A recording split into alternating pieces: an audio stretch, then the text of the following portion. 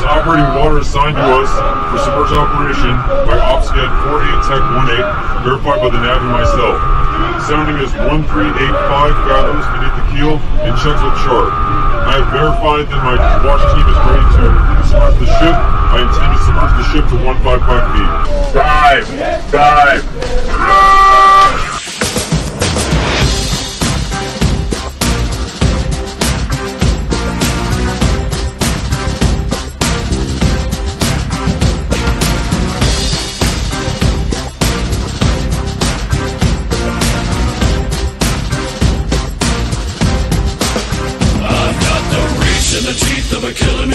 With a need to bleed you when the light goes green. Best believe I'm in the zone to be. From a yin to my yang to my yang to Z. Put a grin on my chin when you come to me. Cause I'll win, I'm a one of a kind. And I'll bring death to the place you're about to be. Another river of blood running under my feet. Forged in the fire living long ago. Stand next to me, you'll never stand alone. I'm last to leave, but the first to go. Lord, make me dead before you make me whole. I feed on the fear of the devil inside of the enemy faces in my sight. Aim with a hand, shoot with a mind, kill with a heart like Arctic ice. I am a soldier and I'm marching on. I am a soldier and I'm marching on. I am a warrior, this is my song. I am a warrior and this is my song. I'm basking the glow of the rising war. Lay waste to the ground of an enemy shore. Wade through the blood spilled on the floor. And if another one stands, I'll kill some more.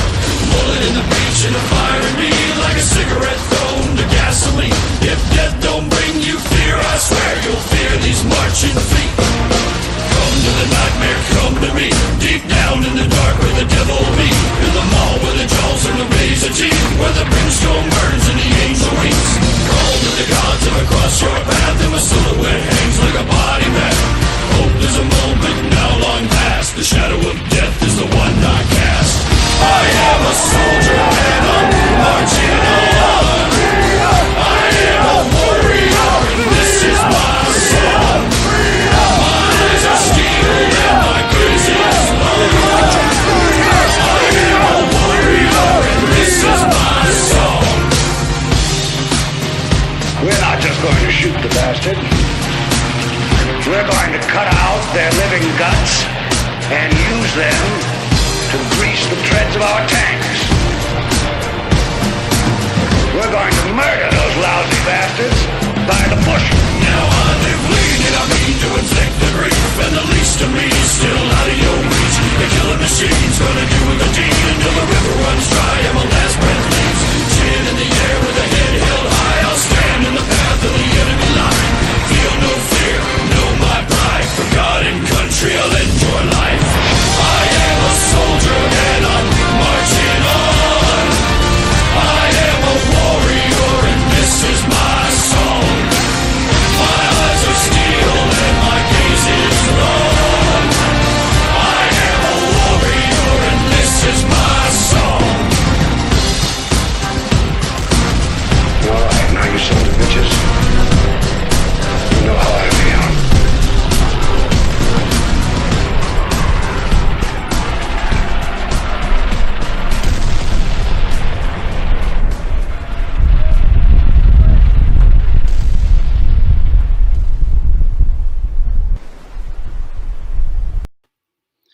Good morning and welcome to the War is Hell podcast. I am your host, Cash Jackson, and I am here today with my executive producer, CJ Abernathy, who is in backstage right now. He will not be coming out for this presentation because, well, my headphones aren't charged this morning. Just to be honest, what an amazing intro, man. I gotta really give a huge shout out to this guy, CJ. Dude, hey man, my hat's off to you. Oh, Jesus Christ, never mind. Look, we're moving into an era now where within the family law reform movement, as well as the greater liberty movement across this nation, where men and women no longer want to hear the politically correct version of what we all know is bullshit, right? We're kind of reaching into this stage where, as Matthew McConaughey said in a recent interview, I think it was with Russell Brand, that, and I really thought what he said was pretty profound about being radical centrist in this country, that the far left and the far right are so far removed, they're so far detached from the average citizen and what we believe today, that it's really time that we as citizens came forward and had a more radical voice about what we believe. That we're not really far right, we're not really far left. We're all kind of just somewhere in the middle, floating around between left and right about, kind of where we stand on certain issues.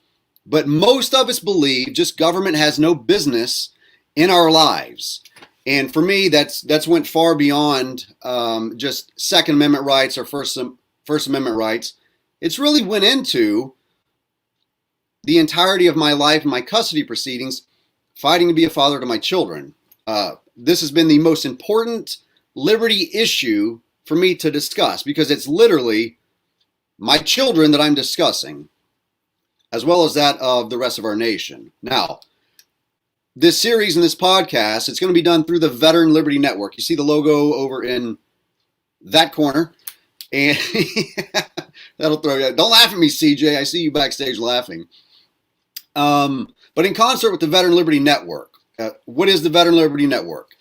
Well, we want it to be a platform where eventually we have 24 hours a day, 7 days a week of coverage of media in the United States. And it's going to be people like me broadcasting our own shows. They don't necessarily have to be veterans, but we're looking for a liberty-minded movement, people who have podcasts, shows, whatever, and we want to network with them, help promote their shows, and do self-promotion of one another. That's how we grow together. We're stronger together. We believe that as a country. I believe that as human beings, that we're stronger together. And so we're looking to build the Veteran Liberty Network with like-minded men and women, businesses, nonprofits, people who are running their own podcasts and shows, and those who are trying to grow those shows and those platforms. And so as long as that message is geared towards liberty and it's geared towards getting government out of our lives, not forcing others to live the way we want to live, then we welcome those individuals to submit applications to the Veteran Liberty Network, and let's work together. Let's grow our platforms. Let's grow our messaging, kind of form that more radical centrist movement, and drive this train of liberty and freedom into 2021, and get the hell out of 2020 and leave the oppression, the tyranny, the state overreach in the past where it belongs. We need to move forward as a nation. Now, if any of you know me and you've been following me for a little while, you know I am not politically correct. I'm just not. I ran for governor of Illinois in 2018. I was as civil and as polite and respectful as any candidate could be during the course of that. And I may run again in the future. I don't know. But I'm not a candidate right now. And so I really desire to express my First Amendment right to the fullest extent, but with this disclaimer that, we should have a switch where we can turn things on and turn them off. There's a time and a place for certain conversations that don't involve our children, and we speak about things in a way that our children shouldn't be privy to, I don't believe, as children. But it's your choice as a parent. If you let your kids listen into this podcast, you're making an active choice to kind of take the filters off, right, of your children's ears. I'm not going to be filtering what I say for the sake of your children. It's your job to parent your children. It is not my job to be the example for your children or to filter what your children hear, see, or say. That's not my responsibility. That's yours as a parent. Now, some people are going to make this argument that the way I portray myself on live feeds and in media, that is entirely representative of who I am as an individual. And I would just counter and argue that this is a small part of who I am, and the expression and the feelings that I have are through the full range of human emotions, normal human emotions. And at times I'm going to express myself in anger. Sometimes I'm going to be sad. You might even see me cry on a live feed. It's not unusual for me to do that. I express my feelings because I think that it's something that more men have to do. Now, does that mean that I'm soft? No, I don't think so. I am crazy. I did elect to wear, this on my head. And And I try and be more careful. In case in point, I had thrown this up on my dash in my truck, and a relative got in the car and was like, "What is that?" And, well, you know, there's some relatives you don't wear these types of hats around. Let's be honest. And the same with this type of show. This show isn't for everyone. We're not trying to market towards all of society. It's not going to be for many demographics. I would expect that the religious right and those who don't care for profanity, those don't care for more lewd language, this probably won't be the platform for them. But for those of us who grow up in simple places and come from simple backgrounds, many of you have parents like myself who might even have a worse mouth than what we do in private settings. But in public, we turn that switch off around children. I do it around women, children, others out in public that I don't know. I censor myself, and that's having some respect for those around me.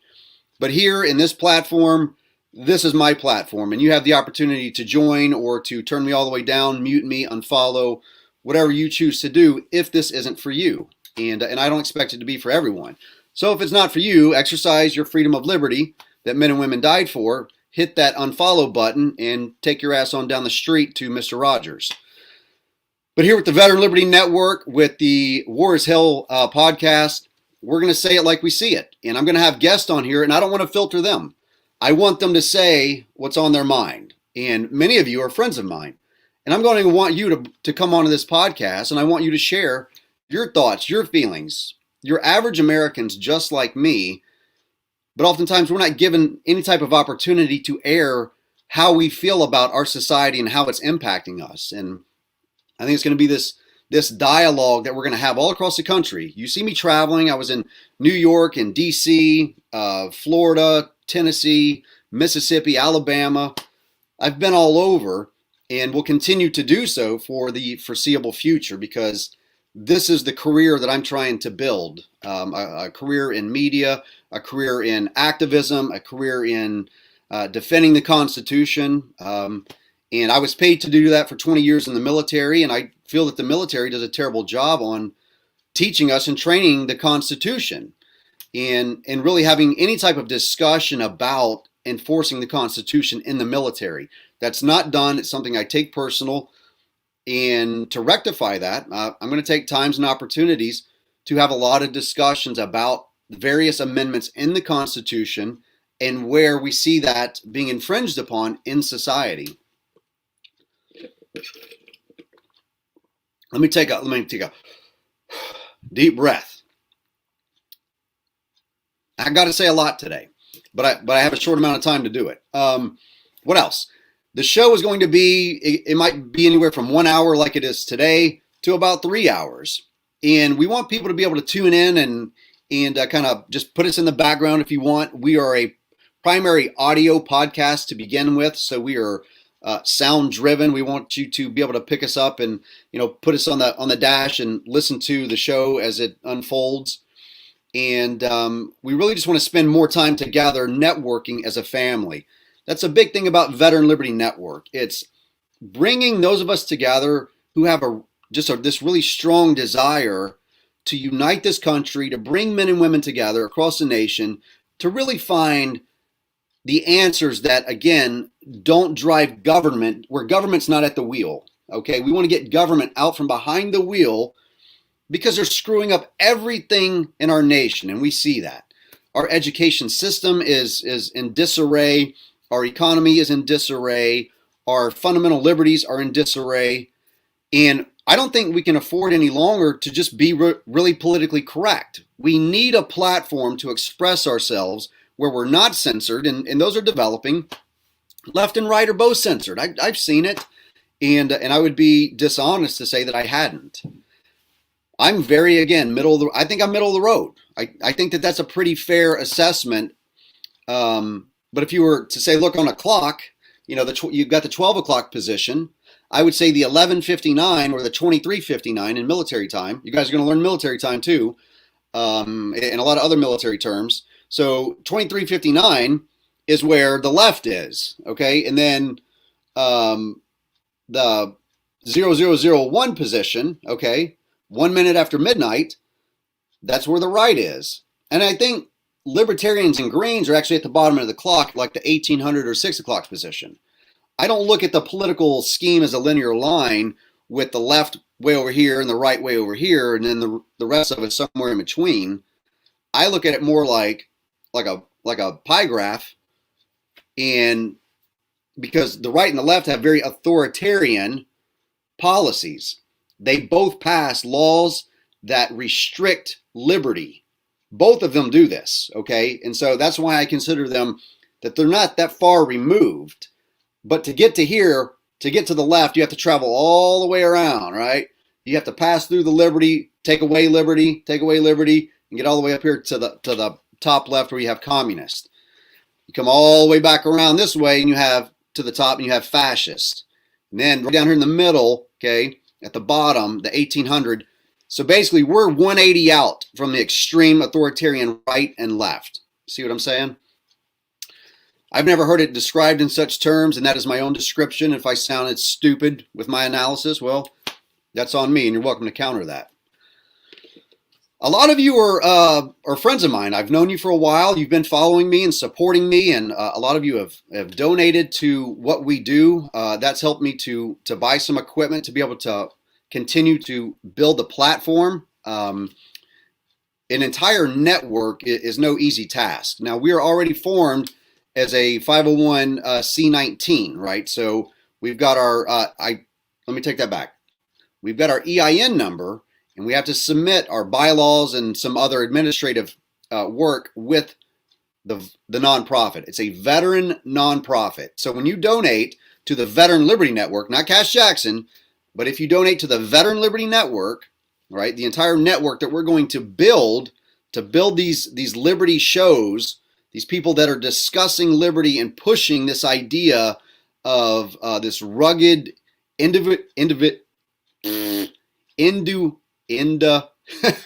Jesus Christ, I can't say the word. Individualism. Holy shit, why is that so hard to say? But this rugged idea that we can live our lives and not hurt other people. But if I want to go out and ramp bicycles into my pond or zip line off my roof into my pond at some point in the future, which this is kind of in the planning, you might see some GoPro footage of me zip lining right out of my office, off my roof and into my pond. Because I'm a gigantic child at heart and I like to have fun. And that's part of the show. We want to have fun. It shouldn't just be constant, serious, just doom and gloom. We should have a lot of fun with fighting for liberty. Sometimes that fun's going to be at the expense of others, right? Sometimes we're going to embarrass, I don't know, a judge or a state's attorney. We might embarrass one of their adult children about what a shitty parent they have. And that's because it's a no-holds-bar fight. Now, I would never dream of going after any type of minor children or bringing anybody's minor children into the show ever. Unless a parent asked me to, put up a picture or something of their child. I would never do that to somebody that we're going to drag. And we're going to drag them. What does that mean? Well, much like what they've done to you and they've done to your freedoms, and they've just drug them through the mud. They've just stomped on them, rubbed them, just kind of mashed them into the ground like a cigarette butt and then just drug it through the dirt and the muck. We're going to do the same thing to them. Is that libel or slander? No, it is not. But as individuals who hold political office, they are subject to a much greater degree of scrutiny and criticism and, frankly, not kind words. So that's what we're going to do. You'll hear me refer to judges like shitbirds and fuck sticks, and that, I hope that they fall in a bag of dicks. You're going to hear me say things like that. And it's not libel or slander. It's just me, expressing my opinion as a salty old veteran. And that's what I am. I'm a salty 42-year-old veteran who just doesn't give two shits about what the world thinks. I'm almost 43 years old. Thank you for having 43 viewers online. I'm almost 43. And at this stage in our life, there's many of us who just have no fucks left to give. Right? We're just kind of out of them. I haven't seen my children in over 2 years. It's something I will probably express every single show because I had such an amazing relationship with my kids, and the fact that it was severed because I've spoken out, no matter what language I've used, there's no justification for severance of a parental relationship with children that you've never been found in endangerment to. And this is happening all across our nation. And it pisses me off. And if it doesn't really piss you off, I don't know what to fucking tell you. I mean, it's like if you saw slavery happening here, would that piss you off? If you saw somebody being whipped in a cotton field, would that piss you off? Yeah, it should. It should. Humanity would say, that's wrong and I'm going to put a stop to it right now. You wouldn't go, here, let me record this, right? We have to get back to humanity and treating one another as human beings. And if you do have your cell phone up, fine. But at least go and wrestle with your other arm, right? You know, save the George Floyds of the world. Don't let them be killed by authoritarianism. Don't let them be killed knowing full well, look, that doesn't need to happen. We don't need to do things that way. We can do things differently in this country. But we can't do that if we don't have the space and the freedom to exchange these ideas and find middle ground and find a solution that doesn't have government involved with it. Just leave them out of it. Get them out of it. We can do that. I promise you. But we can't do it if we don't try. We can't do it if we continue to say a third party will never win. Or if we're not intelligent enough to acknowledge the disparity in ballot access laws for third parties and independents and go, hey, you know what? As a Republican, I think these guys deserve a fair chance too.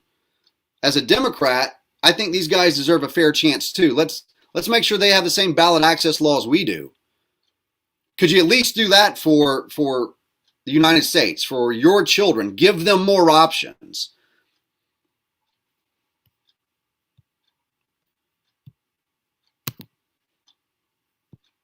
And I'm thankful to be joined by members, people, citizens like Sabrina. I'm a proud member of the No Fucks Left to Give Coalition.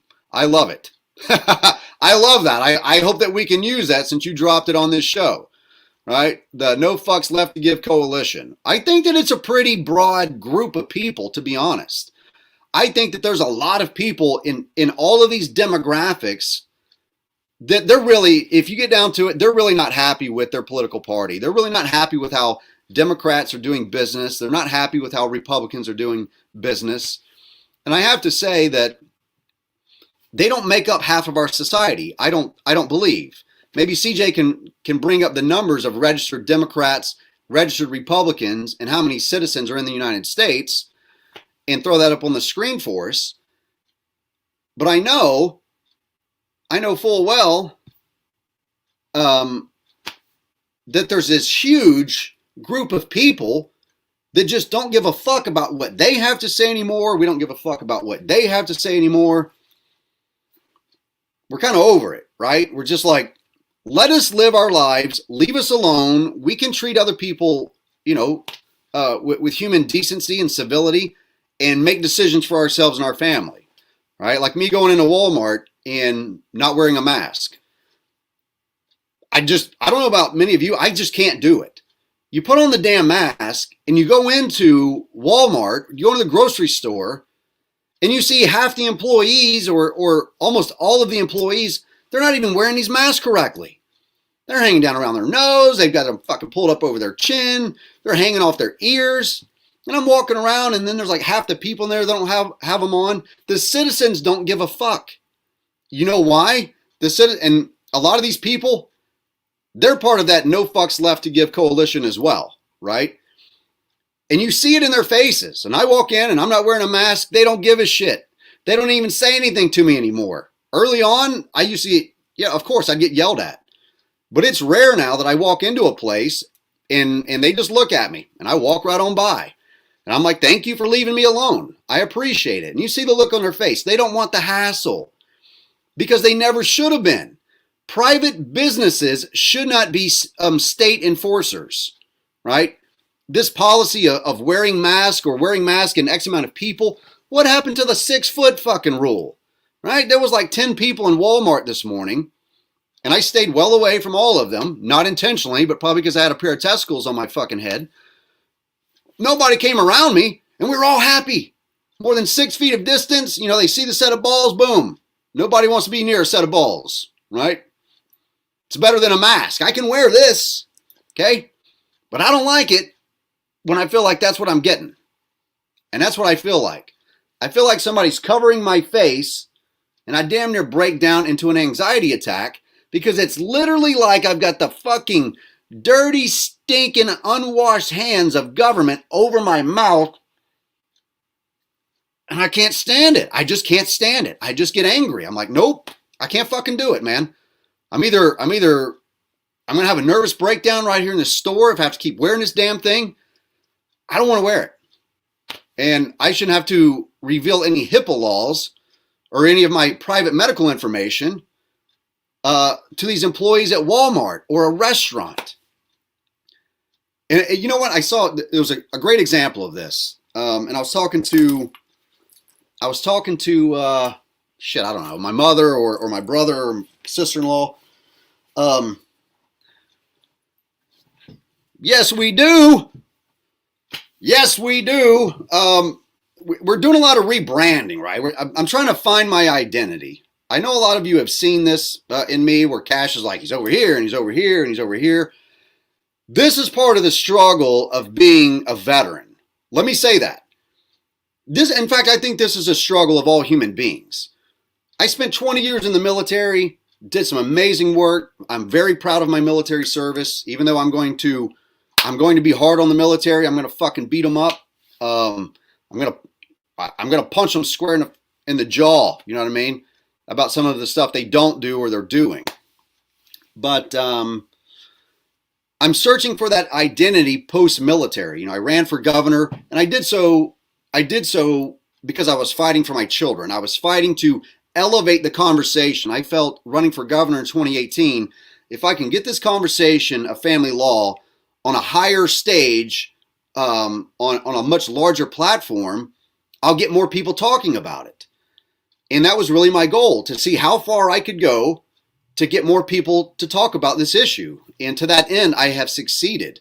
We had presidential candidates this past year talking about family law. I had Gary Johnson address family law at Purdue University in 2016. I've spoken to Donald Trump. You know, I stood in line and talked to Donald Trump, albeit very briefly. He still owes me, and I'm not going to let that go. Donald Trump and I spoke back in 2016. I've talked to Mike Pence twice. And so I'm continuously pushing to get this to a much larger stage. But the underlying theme here, with family law, with the war on drugs, with civil asset forfeiture, with taxation, with criminal justice reform, with abortion, education, the underlying theme here, Chris Cole, you know you'll be on the show. You know you will be. But the underlying theme here is liberty. And where I'm going to beat up the military community a bunch is probably the single greatest point of failure that I see is that they don't even teach the Constitution. And that's what we pay service members for. We pay service members to support and defend the Constitution. You'll hear me say this over and over and over again. Against all enemies, foreign and domestic. That's it. Foreign and domestic. But they don't do that because they don't even teach it to them. And there's a reason why they're targeting 17 to 21-year-old young men and women. What the military has to offer is very appealing, and it can set an individual up for success if they do it right. If they go in there and they have a good career, whether that's 4 years or 40 years, if they go in there and they do everything right, they check all the boxes, they keep their head down, if they don't buck the system any, just like anywhere else in life, if you're not out there bucking the system and you work hard, more than likely you're going to kind of move up in the food chain. The military is the same way. It's very hard to get fired or shit canned out of the military, but it's very difficult to willingly remain in the service for 20 to 30 to 40 years. That's where it gets really hard, is putting up with the amount of shit you have to put up with. And therein, I believe service members truly do earn that pension at up to 37 years old, right? Or as early as 37. That's when I retired. 37 years old, I retired from the military. Gained some amazing skill sets from that service. Andy, I don't know what's going on with that, man. But thank you for letting us know. We'll rectify that. There's my mother. You might see me zip line off my roof in Arkansas with my mother into the pond. In fact, maybe we'll set up some bullseyes out there for you guys. That's something that'll be a CJ Abernathy production. Maybe if we raise enough money, we could donate it to a charity or something, and I'll do it in, I don't know, February. But somebody's going to have to help me install the zip line, because that's something I've never done.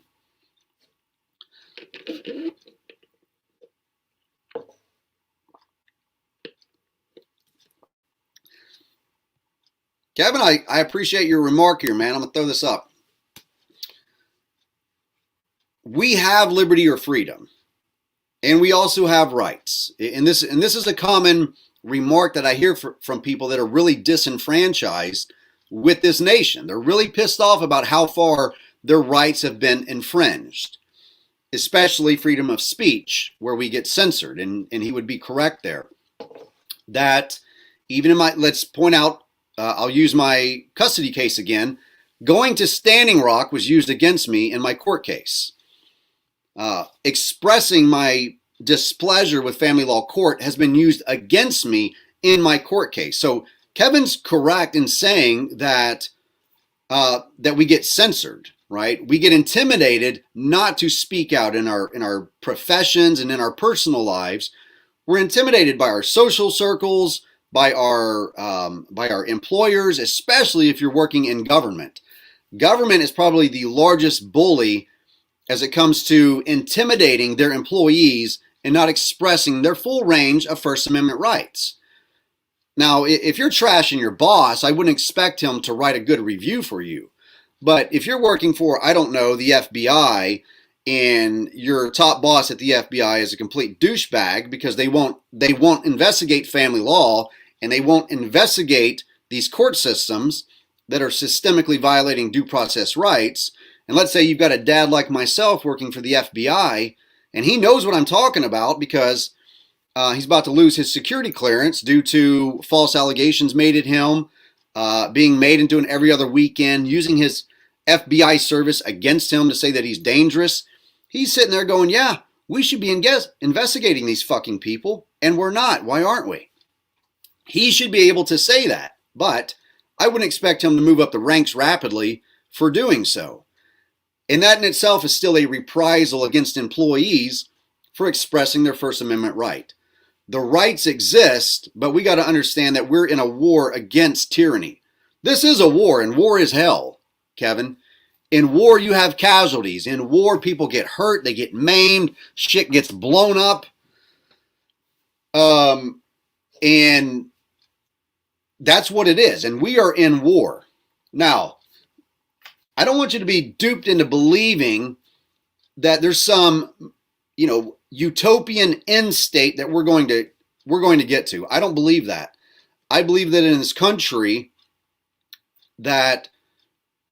or not in just this country, in the world, chaos is a natural element of our world. We've always had good and evil. We've always had light and darkness. There's always been this balance in our lives, even within our own bodies. There's chaos that's ongoing. We're born, and then the rest of our life we're dying. From the time that we're born, the rest of the time we're on earth, we're dying a little each day. We're growing as we're doing that, but nonetheless, we're progressing towards our termination point. And here, there's no termination point for this. It will always be a constant struggle of good versus bad. And we have to kind of decide, do we sit on the fence? And the centric part is great.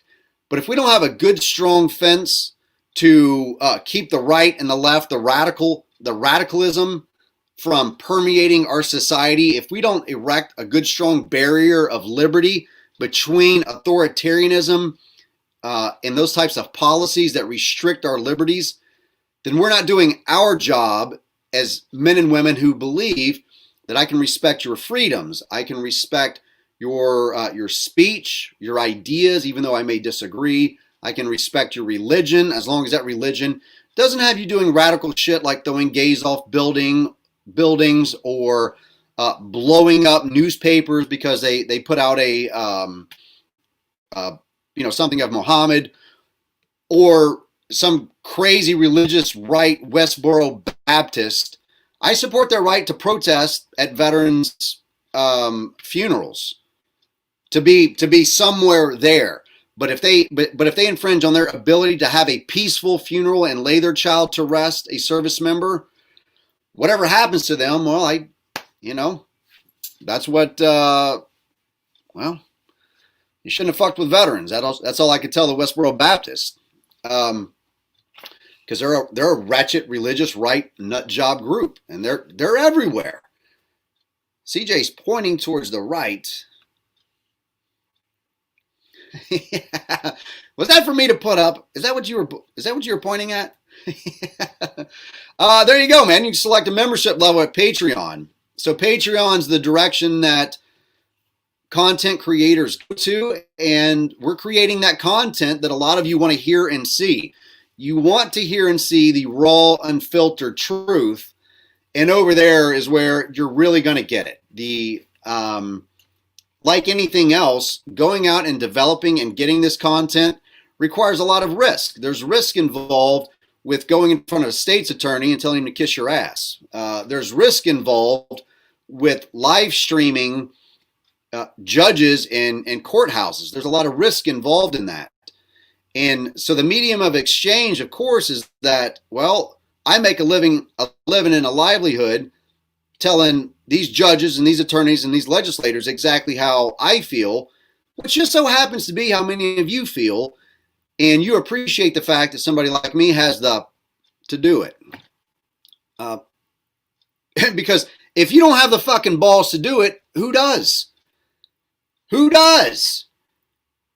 And that's why I really want men in this country to refine their testicular fortitude. No, you don't have to wear a pair of guys' nuts on top of your head and get on a fucking podcast. But I want you to find your testicular fortitude and reclaim your manhood. Reclaim your natural right to be a father. Stop bending over backwards for these fucking people. Quit jumping to all of these, through all of these hoops and hurdles they put you through. Stop dumping your money into these assholes. Divest from the very system that's terrorizing you and your family. Whichever one that is. I mean, I see that there's a strong argument to be made to not even pay taxes in this country. Why? And of course, somebody's going, you need to pay your taxes. Cash taxes and not to pay taxes. Oh, shit. Oh, for fuck's sake already. Jesus, dude. Listen. Look, I'll meet you in the middle. I'm a radical centrist. I'll meet you in the middle. You crazy fucking want to pay taxes, taxpayer. I'll meet you in the middle. I'll agree to pay a consensual tax on a product or a service. I think that's fair. Yeah, I like sweet tea and barbecue. So if you add a little tax onto my sweet tea and my barbecue and give me the choice to purchase it, vice, if I don't pay my property tax on my home, you're going to take it from me under threat of force, I can meet you in the middle on that one. Okay? I would ultimately love to get to no taxes. Love to get there. But that's probably fucking, at this rate, 100 years in the future. So right now, I'm just starting with the unfiltered truth. Get it out there, get it on the table, and fight for it. You're not going to agree with everything I say, but I hope you've got the testicular fortitude to just fucking hang around. Quit being so sensitive. Stop being a Nancy. Stop getting so emotionally offended. I just probably wasn't even talking about you to begin with, but the shoe fucking fit and it was uncomfortable for you. You didn't like it. But you laced that bitch up anyway, and you wore it proudly when Cash Jackson just marched all over your fucking ideas because they weren't supported in facts or logic. That's uncomfortable fucking truth. It's like if somebody walks up and tells you, hey dude, you got a booger on your face. It's an uncomfortable reality you were just met with, and either this person's fucking lying to you or they're not. Maybe they have your best interest at heart, and they're saying, hey dude, I really feel bad for you. You got a booger hanging out of your face. Look, it happens, okay? It happens to everyone, but you need to go in there and take care of it. And so you got a couple different choices here. You can be like, this guy's full of shit and walk on with the booger on your face. Or you could trust him, but verify it. Like verifying the truth. You could listen to what I tell you and trust that it's true. And maybe you're the guy that's going to go verify it. And I hope that you will. Go look in the mirror and see if you've got an ugly booger hanging out of your nose and get rid of it. That's all that I'm doing. I'm letting you know when your ideas are shit and you're in the policies that you're supporting, why they're shit, and pointing out through facts and logic. CJ's getting ready to shit cam me. I think we're about done. Does this mean we need an outro, CJ? Is that what you're pointing at? I'm going to mute you while I talk here real quick, only because we don't have headphones. So, I got to go do Adam versus the Man with Adam Kokesh, but I want everybody watching to know that there's a link in the description. You can call in. Cash knows how to answer the call. He is fully capable and a big enough boy to do it himself. He'll take your guys' comments, and he can get this ship into port when we're done. So yeah, if you guys want to help take over, call in. The link is in the description on whichever one you're watching this on. And somebody asked about Parler. We might start streaming to Rumble if that's a viable option. But other than that, Cash, great first broadcast. I hope that whoever decides to come on, war is hell. Like, give them hell, and like it says at the bottom, a calm sea don't make a skilled sailor. So thank the heavens for the stormy weather. Am I right, Cash? Hey, I gotta ask because I didn't see, where is the call in? It's I don't in see the it. description. It's in the description. You don't see it. They see it? Yes. So what are they calling in? Are they calling in on here, and I'm allowing them into here? Yep. But aren't we gonna have an echo because I don't have on headphones? Oh, man. Oh, Fail. But you know what they can do? Here you go. Put my number up. I'll do it. Oh, yeah. No, you got it. Take calls today. Tell you what, I'm going to give you guys, create a banner. I'm going to give you guys a phone number to call into where I will take your call. If you got a couple questions, look, don't eat up all the time. Be respectful. If you got some points like, Cash, you're a complete dickhead and I disagree with you entirely. Hold on. He's pointing at something. Boom.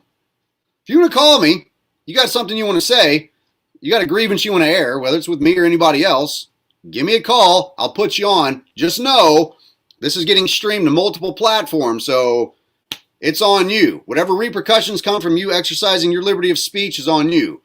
But please, please do not make any type of violent threats or anything that's going to get me in trouble. Right? Don't get me in trouble. If you And do, I'm for gonna- the audio record, please know we do not give medical or legal advice. No medical or legal advice. I give you personal advice, and I've got a lot of it. It's up to you whether or not you enjoy me telling you about your booger. All right, Cash.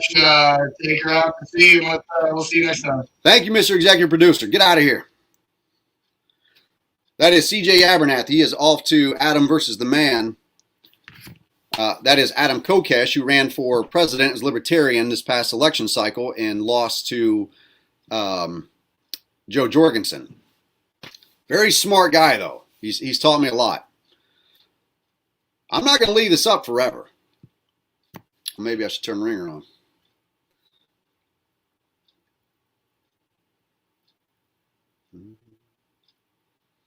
If you couldn't tell, I'm in Mama Jackson's humble abode. I came down to Louisiana to help out my brother, and this is another part of this network. right, that we're going to be growing is the ability for us to network across the nation and get assistance from one another. It's something that's really not happening that much, not to the degree that it should.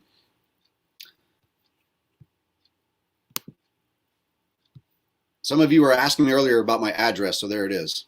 Boom! Somebody's calling from New Hampshire. Who's this? This is Sabrina. Sabrina, how are you today? I am wonderful. How about yourself? I'm fantastic. Thanks for joining us. So are you a New Hampshire resident? I am a New Hampshire resident, and you just said that we could air our grievances. Yes, you can. Can you do it in, I don't know, I 5? can do it in 30. I can do it in less than a minute. Less than a minute? I actually, you guys remember that President Obama formed We the People? Okay. Okay. New Hampshire, right before that, formed Redress of Grievance. And Redress of Grievance was the legislature essentially giving jet fuel to everything that we're dealing with right now. So New Hampshire was the pivotal point, the crux, the linchpin. And petition number 31 was audio and videotaped. He said you don't want to talk about medical or legal. But that's what that whole petition was about, is I have an audio and video of catching the legislature ramping up, setting the tarmac for the illegal tort reform that they've mastered through family court and that they've transferred into corporate Department of Defense and medical sham that's completely destroying this nation piece by piece. So, less than a minute. You guys are awesome. Keep doing what you're doing. Hey, we love you. Thank you so much for calling in. I hope to have you back on again in the future. Have a good day. You too. Bye-bye. Bye-bye. Thank you for the great insight and the call in. Look, there's a lot of you who are studying and you're far more into certain issues than what I am, right? And again, this is part of growing this network. I'm going to call somebody back here in just a second that tried calling in. But again, it's developing and putting out all of that information that we're uncovering. We're discovering for ourselves what is true and what is not true in this country. It is the domestic policy in this country that is really harming this country. Hold on, caller. Here we go.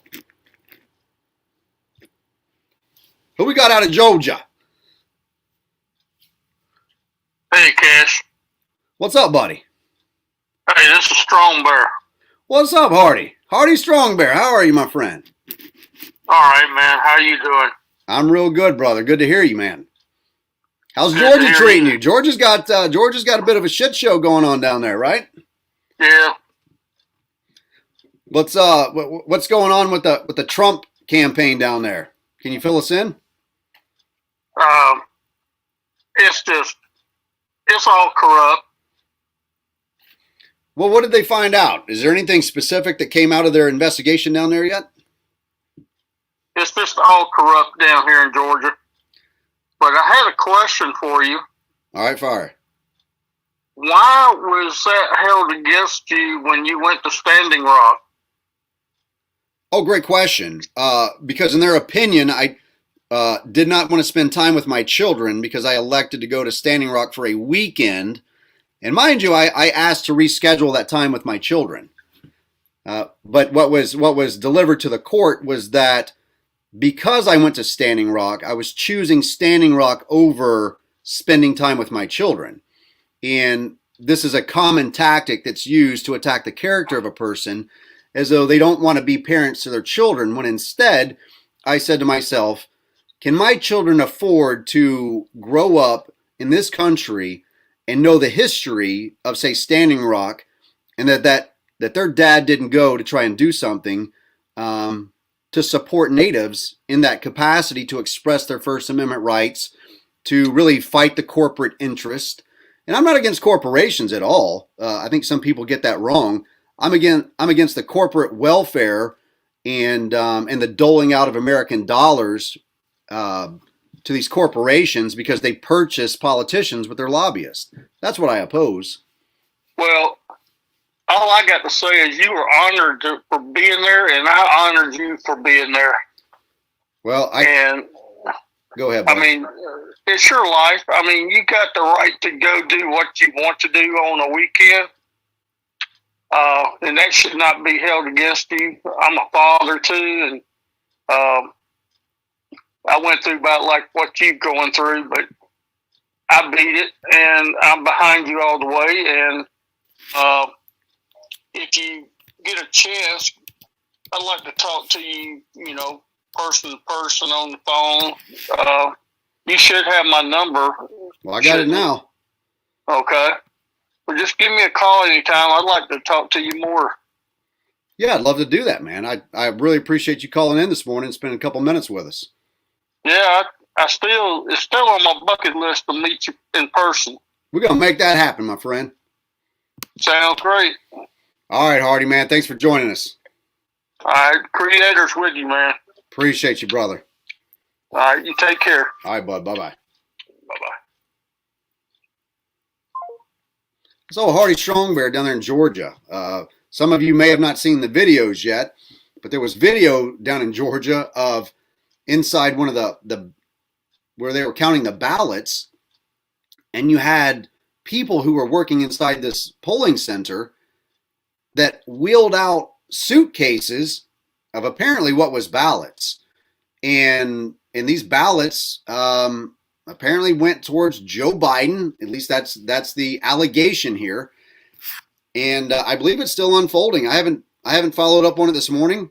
I'll admit that I was running around, had to run down to Walmart and inconvenience someone there. Hold on, Chicago, we'll call you. All right.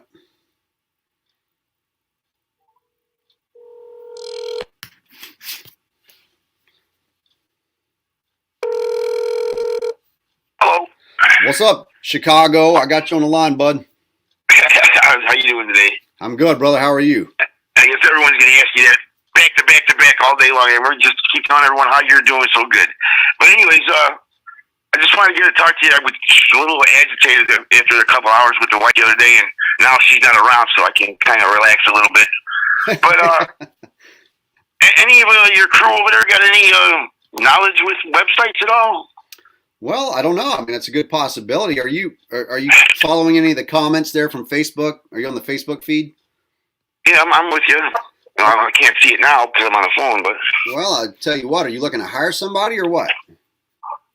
Well, I was thinking I was just going to give you the keys to the car, and we could come up with some kind of agreement. And I was thinking, I don't know, just give me 10% of whatever comes out of it, and you guys keep the rest for the organization. Through what? What is it specifically? Are we doing a free market deal right now without the government involved? Yeah, that includes the T-shirt store and everything. Okay, I'll tell you what. I'm willing. I mean, I can sit here and sit on this thing all day long, and nothing's going to happen. Yeah, but I got to see some examples. I can give it to you, and I see something happening with it. Right. Well, we got to see some material, man. We have to see something produced, see the product before I would enter into any type of agreement. Take a look at it. I just checked it out last night. I went through it, and actually, after not looking at it for a couple of months, it really looks a lot better. Oh, the website? So I think just for me looking at it every day for 4 months and putting it together, you know, it just didn't make any sense. But I kind of went through it last night to make sure everything was working okay and everything. And it's all there. Let me pause you, bud. You got two different deals you're trying to work here. You're trying to work one deal with a website. Well, I'm trying to make the whole deal into one deal so that we ain't got to go back and forth and whatever. And I think it'd be just a lot better if I can set that website up so you can do the same thing that you're doing with Facebook, but it'd probably be a lot better. Well, we're already doing that. We're streaming to 8 different platforms right now. Yeah, I just caught that now. So I mean, what's another one? I mean, and I got the podcast. How do you like me now? I think you would be perfect for that. Well, I got this one going right now. You want me to do a second? I know. But all you got to do is just put it on the same platform. I'm not asking you to change your show. So you want me to, anyways, to broadcast we'll get this? together and talk about it in person. If you're really serious, I'll get down to doing what I got to do on this end, and I'll go ahead and buy a month's worth of it so I can show you guys how to work it. I'll tell you what. Send CJ Abernathy, the executive producer, what it is you want to do. He's the one who deals with all of those, all of that material. That's him. Right. That's his department. Yeah, so send CJ over there, and if it looks good to him, he'll let me know any pros or cons because he knows questions that I don't know to ask, and don't we'll go from there. How about that? see- I don't see there shouldn't be any problem, but I mean, I'm not trying to con nobody. I'm trying to do a solid for everybody. So, anyways, like I said, it's either going to sit there or you can take off with it. Well, I'll tell you what. We're, I think between it'd be me and better off if you took off with it and you start doing your shirts and everything. I can even handle that part for you. okay, yeah, again, I'll work on it. You know, I can take just over part of it, and you take over part of it, and we'll make assignments to people, and that's like you're gonna be sitting there 24 hours a day running it. right. Hey, I'm not opposed to making money. I mean, if it's a good idea, if it's going to run good through CJ and me, well then. And I understand also that you don't understand too much about what the print on demand means. I don't have a printing shop, but I do have $1 million store. They take care of everything. Some places you order on their credit card, the money goes to them first, and the money comes to you. They send them out the shirt, and you get the chunk that's your profit. Okay. So take a look at the website. I'll text you the actual link. And All right. Hey, send that over, man. I got to jump. Send that to CJ. I got another caller coming in. I understand. I just want to touch base with you. All right. Get real bluntly. If you're serious about this, I'll give you the whole website and let's see what you can do with it. All right. Run the election, the whole 9 yards. All right. I got faith in you, brother. Dude, I appreciate you. I got another caller. Let me grow. That's the offer. What's up, California? Hey, is this Cash? It is, man. What's going on? Who's this? John Campbell. Been following you since before Standing Rock. Helped bail you out of jail. All Dude. that stuff. My question is, what's the best thing a regular Joe like myself can do to help you out? I've been flirting with create my own YouTube channel and whatnot, but I really want to find out how best to help you as a regular person. Well, it's a great question. And again, that's kind of part of this larger network is bringing all of us together across this country. And what I'm doing is kind of building a network and a relationship with people through a variety of backgrounds, professions, educational backgrounds. It's also valuable that the more we connect to one another, and this is something that we're trying to grow in this veteran liberty network. Again, it's not just about veterans. So for instance, if you developed a YouTube channel and you began broadcasting this same message or a similar message in your own way, and you wanted to network through the Veteran Liberty Network, that would be a magnificent way for us to partner together, run a show for you, and we do cross promotions of one another. We promote you, you promote us, Okay. and so we just support one another. And to me, that's more important than say somebody sending me $5. I would rather that you were involved in the fight and you were just getting into it and getting more knowledgeable, getting more involved, connecting more people. And we just continue to grow what we're doing. That's going to, I think, be the difference maker here. People signing up for my Patreon. I mean, of course, it personally supports me, and that helps me a lot to stay on the road. And I mean, it's not easy to travel a lot. I've already put 200,000 miles on my F-150, and she's about to rattle to pieces on me. And I agree. I know what you mean. yeah, so. I'm an Army veteran of, granted only 6 years versus your 20, but, I take my oath very seriously, just as you do. And I do have a lot of friends that are, Marines, Army, Navy, Air Force, even Coast Guard. But I also have a lot of friends that aren't. And, if your best advice to me is, creating a YouTube channel and trying to work together. I do wonder though. It seems like you're kind of a leadership material. You're definitely one of those kind of people that's not afraid to get out in the public spotlight. Sure. I don't know if I have that. You know what I mean? But I do know that I can support someone like you. You know what I've kind of found about people is that there are those of us, and I can't speak for you, but there are those of us who will take the opportunity to do what's required of us simply because we've we've been given fewer choices. It's not that we don't have any choice. I have a choice of whether or not I stay silent, if I just walk away from everything with family law, if I stop speaking out, about the issues that I do. And arguably, my life would probably be far simpler. I'd probably have contact and a relationship with my kids, but it's required me to. I believe that it's pushed me outside my comfort zone, and I've grown as a man, and just as a father, as a citizen, I've grown tremendously. Because, like you, I also question whether or not did I have the ability to do what I've been doing, and only we know those answers. And it's whether or not we're willing to explore that ultimately makes the difference in what type of man you're going to be. But some of us we're just more comfortable. We shine better supporting those who are on the front lines, and there's nothing wrong with that if that's truly who you are and truly what you want to pursue. But if somewhere in the front of your mind or in the back of your mind it's lingering that you could do more, you're just afraid to take that next step, I would encourage you to take the next step and go one step beyond. And I'll do my best to help mentor and guide any person that's out there that asks for advice. Yeah, that's awesome. I appreciate that. That might be very true. There could be some fear of the public eye, and I think it does take a lot of us together to win this fight, and it's going to be a long time coming. But well, we've all got it right, because you went out that time when you were 22 and you got shit faced with your buddies and you puked all over the sidewalk, and especially today with telephones, your friends recorded you and it was uploaded in social media, and you don't want to run for office because you know what's out there about you or what might be out there.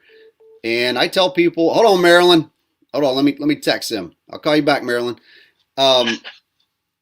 But you don't want that out there. You don't want to be embarrassed. You don't want it weaponized against you. And I say, fuck it. You know what? Whatever. I'll just lay it all out there. And then if something else comes up that I forgot or I chose not to mention, boy, the calls are pouring in. Hold on one second. I'll call you back too. Yeah, awesome. man, I'm gonna have to call back a lot of people. The phone keeps going. But anyways, I wouldn't let it deter you. I would just face it, just own it. It is what it is. I mean, if you cheated on your wife, fuck it. Just put it out there. I mean, get it off your shoulder, get it off your chest. And yup, you know what? I was immature. I made poor decisions. I should have left my marriage before I did, and I didn't do that. I was afraid of the divorce. Whatever. It doesn't matter. You're a human being. You made mistakes. Grow from it, learn from it. And I mean, politics is ugly. You're going to get shit on no matter what you do. So, yeah. I mean, life's a journey, and so is this, right? Absolutely, it is. Well, dude, I appreciate your service, man, and I appreciate you calling in. I mean, if you want to lead the charge on signing up on Patreon and supporting me over there, please do. We're going to begin to build that out and populate that. And, of course, we're going to reserve some other material that, we're not going to broadcast on here because, well, there's certain things that I don't want to put on here, especially during these type of hours. I'd rather do it on a platform where I only want adults, accessing that platform. I don't want it for kids. And as really this show has been put out there, that there's certain conversations and discussions that aren't suited for children.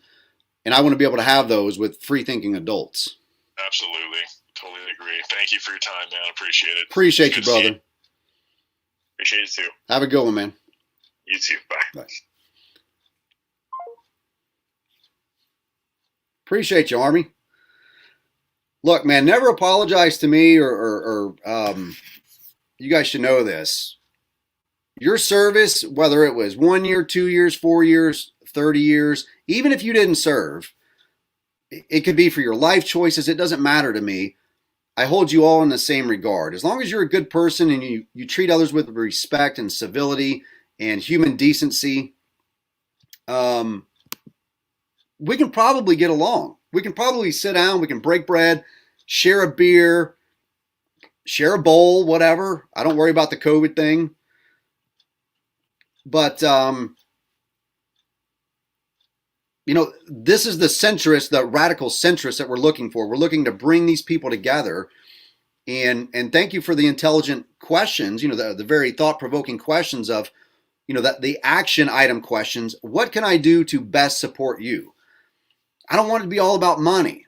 of course, I need money. I need people to support me in what I'm doing for me to grow and continue to bring something larger to these issues. And I don't know exactly what that's going to look like or where it's going to go.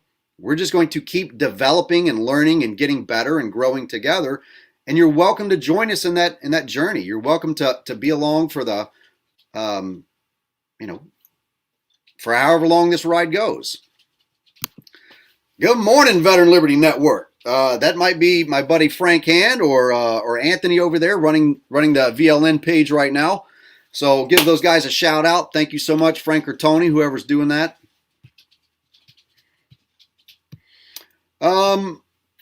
Another piece of this is kind of getting into who we are as human beings, right? Sharing our emotions, sharing our experiences with one another, and focusing on how do we grow together as a family. It's something that's missing in our country, that unity of bringing people together and finding that common ground. And I think the best place to start with that is our families. I don't think in the Libertarian Party, I get pissed off because it seems like the primary mainstream messaging goes towards like sex worker rights and drugs or whatever else. And the message of liberty gets lost in the main topics that they choose to focus on. I think that the focus should be on our children, our ability to parent our kids, keeping government out of our lives and how we're raising our children, ensuring that we come together to protect one another when government comes in and says, well, we're going to mess with Tammy or we're going to mess with Hardy Strong Bear. We can't let them do that.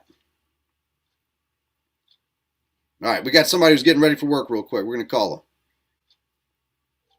Marilyn.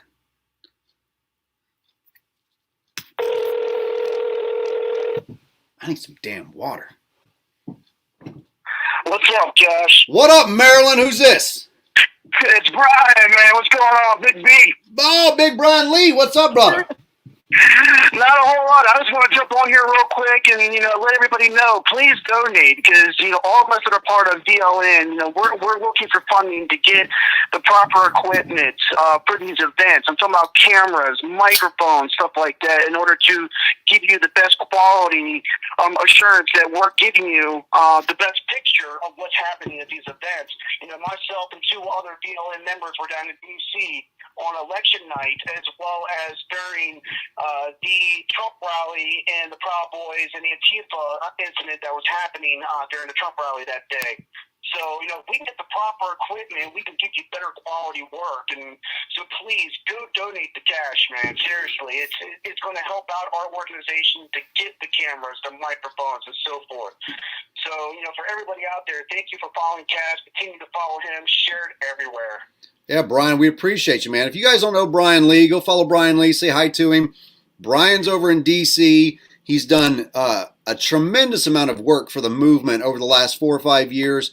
A lot of it, he doesn't get the recognition or the attention that he deserves for as much work as he puts in. If you're going to do something in D.C., Brian Lee's your guy. And if you contact Brian and you're like, hey, Brian, Cash sent me to you. If you're going to do something over there, I don't give a shit if you're just going to go and tour the city, right? Go and see the sites. Brian can tell you, kind of up-to-date information, where to go, what not to do, where not to interact, what's going on where. The guy stays plugged in, and he's a wealth of knowledge and information out in D.C. So, Brian Lee, and you're a Marine Corps veteran, right? Yes, I am. All right. Your service. Dude, hey, I appreciate your service, brother, man. You're a great guy. You're a great dad. And I have no doubt that our networking together, along with all the other men and women out there, it's going to ensure that we will push this idea of liberty into the coming years and into the future for our children. So thank you, Brian. Absolutely. Thank you, brother. And I look forward to working with you, for the days to come. All right, big dog. Have a good one, man. All right. You do the same. All right. Bye. Bye.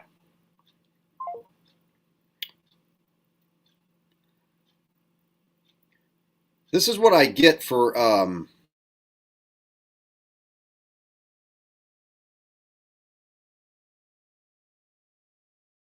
throwing my phone. I chucked my phone in the pond a little while ago and got a new one. Well, it was connected to an old email address that I couldn't get logged into. And I couldn't get logged into it because it was trying to send me to a text message to another phone that I no longer had.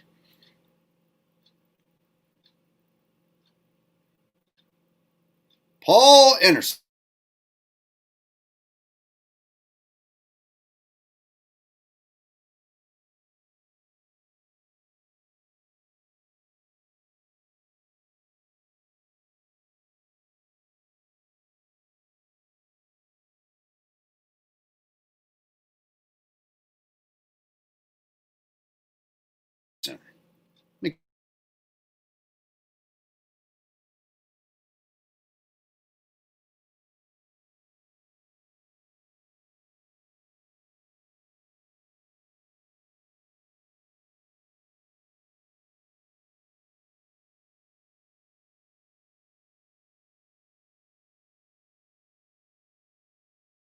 Operating. Oh, I don't know. There came back. Paul, we got you on the line, man. Everybody can hear you. Well, are you ending it or keeping it? Oh, no, it's still going. We're still.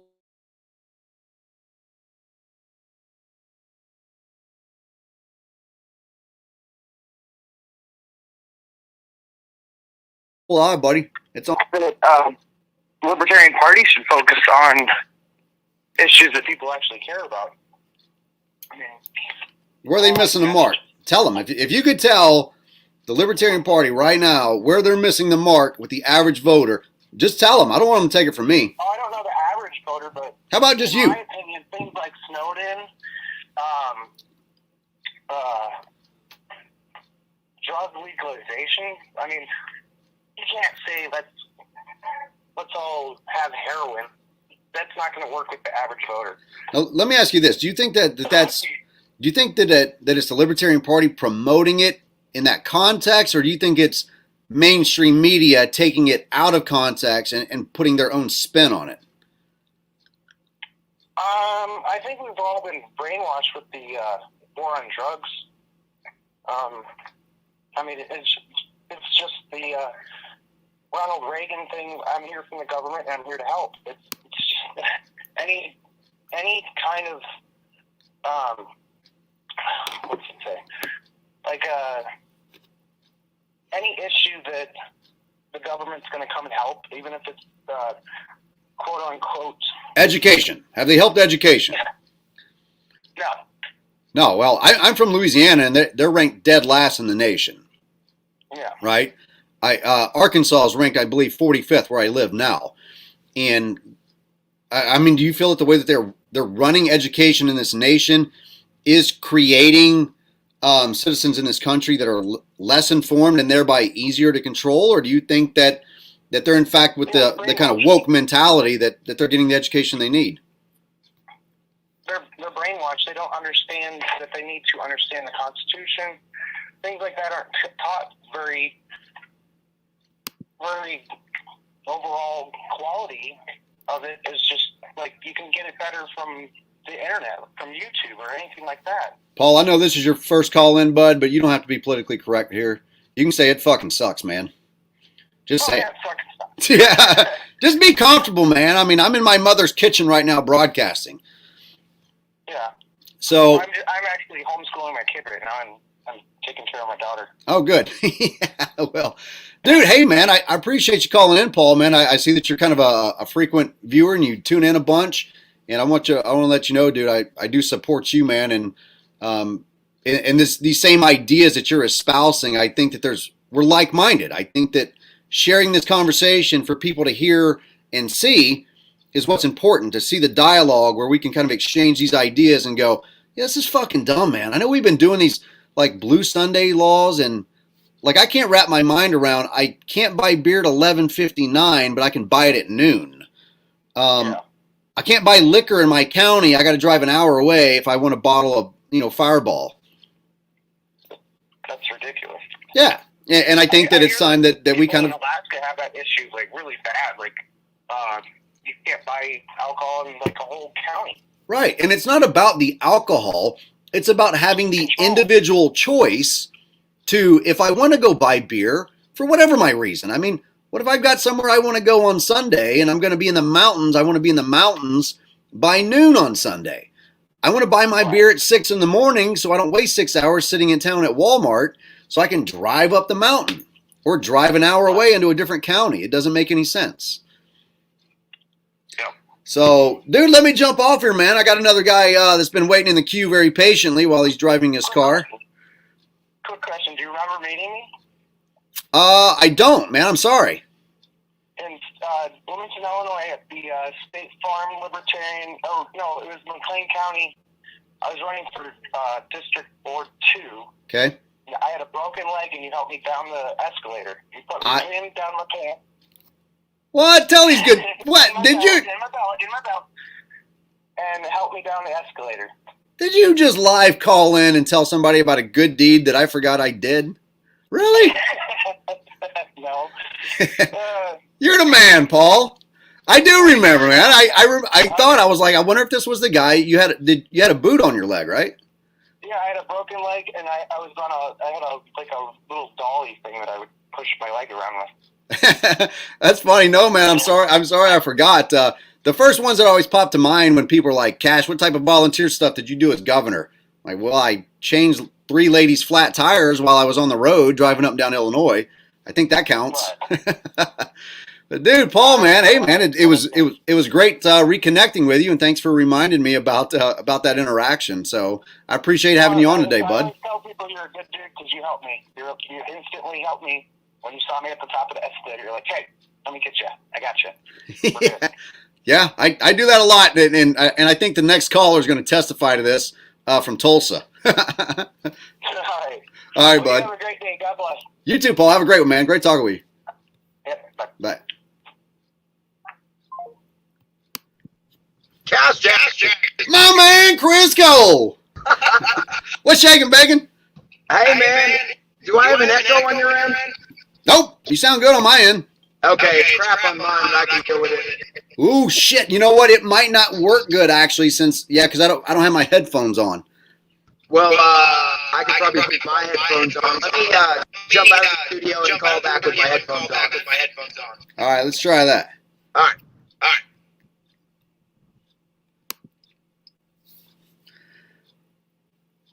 There you go. Look, hey, I think that a lady should know how to change her tire, but she shouldn't have to. I think that's part of the strong male masculinity we need to bring back in this country. But with an emphasis on teaching and ensuring that our daughters know these types of things. I agree with Tammy. She can change her own tire. She said, but men do it better.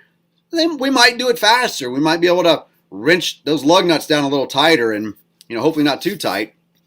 But, the point being is that there's certain roles that men fulfill that I think God or nature intended us for, and there's certain ones that they intended women for, and we do really well in those more traditional roles.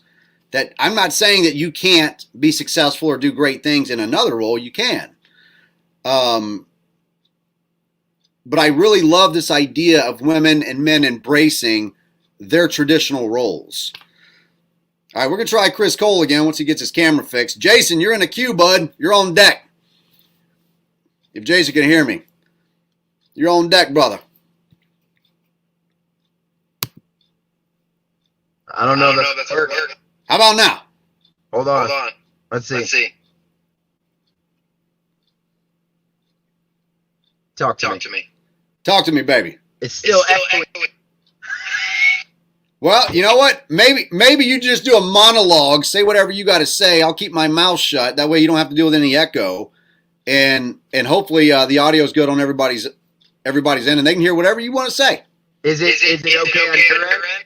Yeah, sounds good on my end. All right, we'll just ignore my end. Although it is extremely annoying hearing yourself echo. Hey, why don't I call in the number? Let's do that. Let's do that. I don't need to look at your face. Call in. All right, flash me up the number again. All right, let me throw it on here. All right, let me sign up. See, this is a great part of the interaction of the show, is that we're a big circle of friends, right? So why aren't we connecting? We're online, we're listening to one another, we're having these conversations.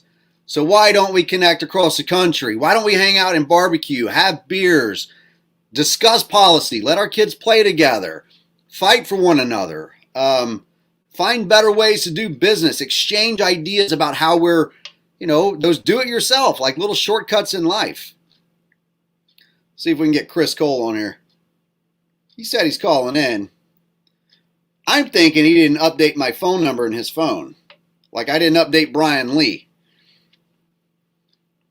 I'm terrible about it, man, because I go through phones. Chris Cole.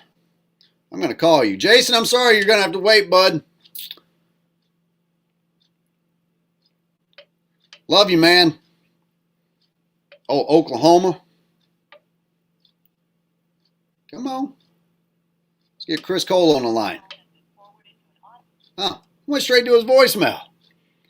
Maybe he's out of service. I saw he's driving. He's in North Carolina, so if he's anywhere in the mountains, yeah, it's going to be hard to get him. Oh, there he is. Go ahead, caller out of North Carolina. You on the phone, man. Go ahead. This is cool. I've never been live, not on the video. Yeah, live, not on the video. You don't have to see yourself, and this is like calling into a radio station now. Yeah, so tell me, what you got going on, Cash? I see you're broadcasting on a regular basis.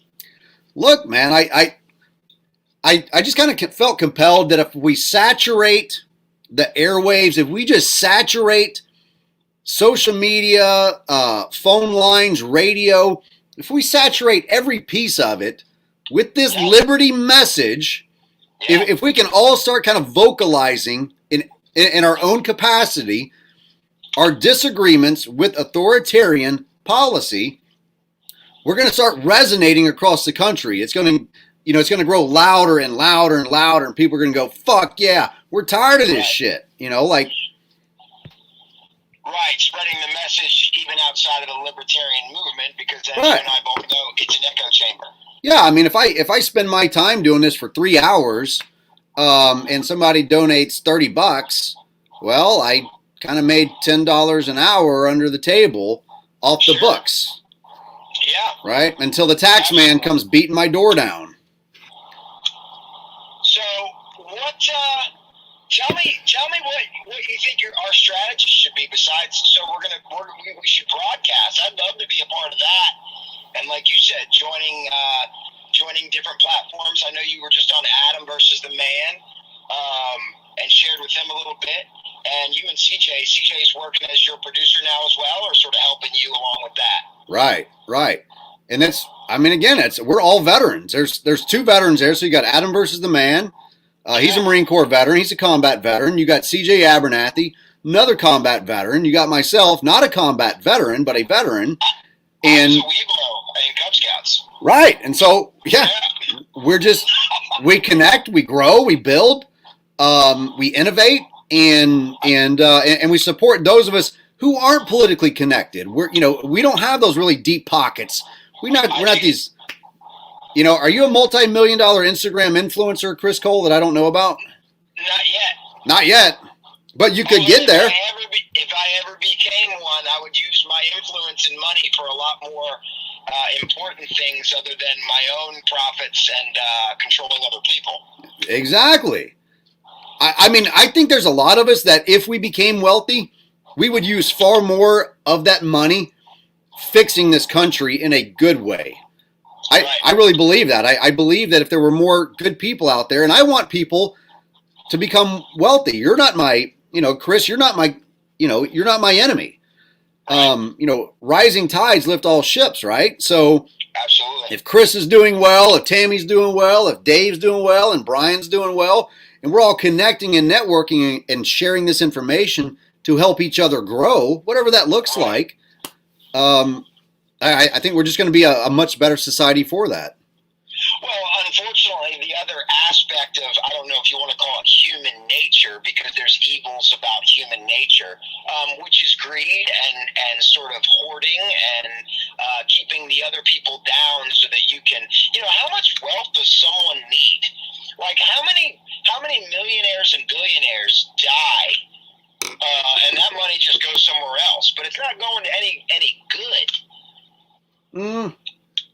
I don't know. That's a hard one to argue because So if you were to take a billionaire who bought a yacht, that yacht yard, employed a lot of people to build that yacht, and they paid employees, and there was a lot of money that filtered down into the communities to build, and say any of your shipbuilding facilities out in New Hampshire or down in Mississippi, the Gulf Coast, California, Washington State, where they've got these large shipyards. We can build ships that serve higher purposes than personal pleasure. Oh, I don't disagree with that, but I think that's where we come in the liberty movement and go, yeah, they're going to do it just for personal pleasure. We're going to do it for personal pleasure and the promotion of liberty or humanitarian efforts around the world, right? Yeah. We built a $3 billion submarine that's made to go to war, that has the capability of launching nuclear weapons that can turn a country into a glass parking lot. I would rather we use the technology and the money and the manpower to do good things across the globe instead of blowing shit up. Right. No, exactly. The problem is are the powers that be polished themselves up a little bit more, and they all wear suits now, and they're making a lot of money off dysfunction. And as long as dysfunction is the primary mode for profit, pharmaceuticals and war and all these old ways of doing things, our minds and humanity sort of evolving into this more peaceful entity, and the powers that be have a very old school mentality of, if you want to stay in power, you have to stay the strongest, the healthiest, the wealthiest, and that's sort of where good meets evil here, and we got to push past it, and hopefully we can see it in your and my lifetime, because we've lived a good half-life so far, but if we really care about our children, we should be pushing it as parents and men and women, literally for the rest of our life, and not just getting a job that pays our bills. That would be nice. Right. Absolutely. Well, I mean, you're doing a great thing, and you're running Victims of Family Law. You've created your own page, your own platform. That's growing. You've had some great interviews. Who were some of the top guests you had on there already? Cass Jackson. Hey, thanks for keeping me humble, buddy. Fucker. Yeah, Adam Kokesh. Okay.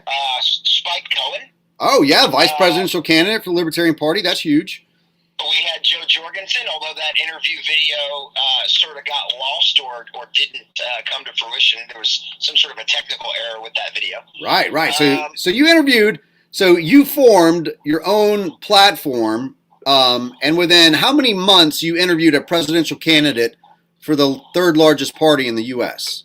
It was like birthing a baby. It was about 9 months. So we can't have physical human beings, but I birthed a platform along with Adam Kokesh, who helped me start it with his presidential candidate. Within 9 months, we're interviewing, I became a libertarian in that year span and am interviewing the vice presidential and presidential candidates. And Spike Cohen, you and I spoke with him. We got to give it to him. He's really the one that sort of supported and grasped the whole issue, right? And the gravity of the issue. We're not just talking about a single issue. We're talking about a root issue that causes so many systemic issues. And I think that the system doesn't want to recognize it in its entirety yet, although there are individuals within government legislation that get it. The system doesn't want to give up all the industries that are profiting from the dysfunction, because if we put healthy parents, maybe not back together, but in a co-parenting role, well, then we're not screwing up our kids to continue that cycle where pharmaceuticals and therapy are needed, where mass suicides are occurring, where not as many people are wanting to join military because they're looking for that sense of belonging in the father figure that they didn't have. And as you can attest, what is the military made up most of? It's made up most of either children who grew up with fathers in the military and sort of continued that legacy, or is either absent or abusive or in a poverty situation. Right. So really, I mean, you're kind of covering all of the middle class and lower middle class and those living at and below the poverty line. Really, we kind of all fall somewhere in that realm where, because there was such a large military background from the middle class, it's likely that most young men have a family member, a father, grandfather, or uncle, a brother that has served in the military. And I think then it becomes far easier for people to make that transition, given kind of this nationalist idea we have about just undying devotion to military members and their service. But we kind of fall short educating them on why they should be there to defend the Constitution against foreign and domestic enemies, and that the emphasis should be placed upon identify transgressions of liberty and help us to root them out and to expose criminals in government. I think that we should be doing that. Now, I don't want the military, exercising a coup over our government, but I do want them involved in the political constitutional process. They're not even involved in the conversation at this juncture, as far as I can tell. Right.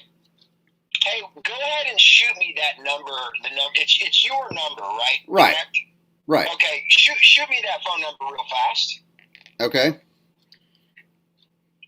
Go ahead. Hold on 1 second. All right. Shoot it to me just over the air. I'm listening to you. Oh, well, I'm sending it to you right now. Oh, sweet. I was gonna send it to? Who? I was gonna send it to this former vice presidential candidate Spike Cohen, and see if he wanted to call in and chat with Cash Jackson. Oh, dude, that'd be huge, man. I'd love that. I'm gonna do that right this second and send him a quick message. And if he can't hop on today, we'll get him to hop on in the future. Well, that'd be fantastic. That's how we do things. I think Cash, you're similar to me. We don't play by the rules of a culture or society because we know that those are just man-made.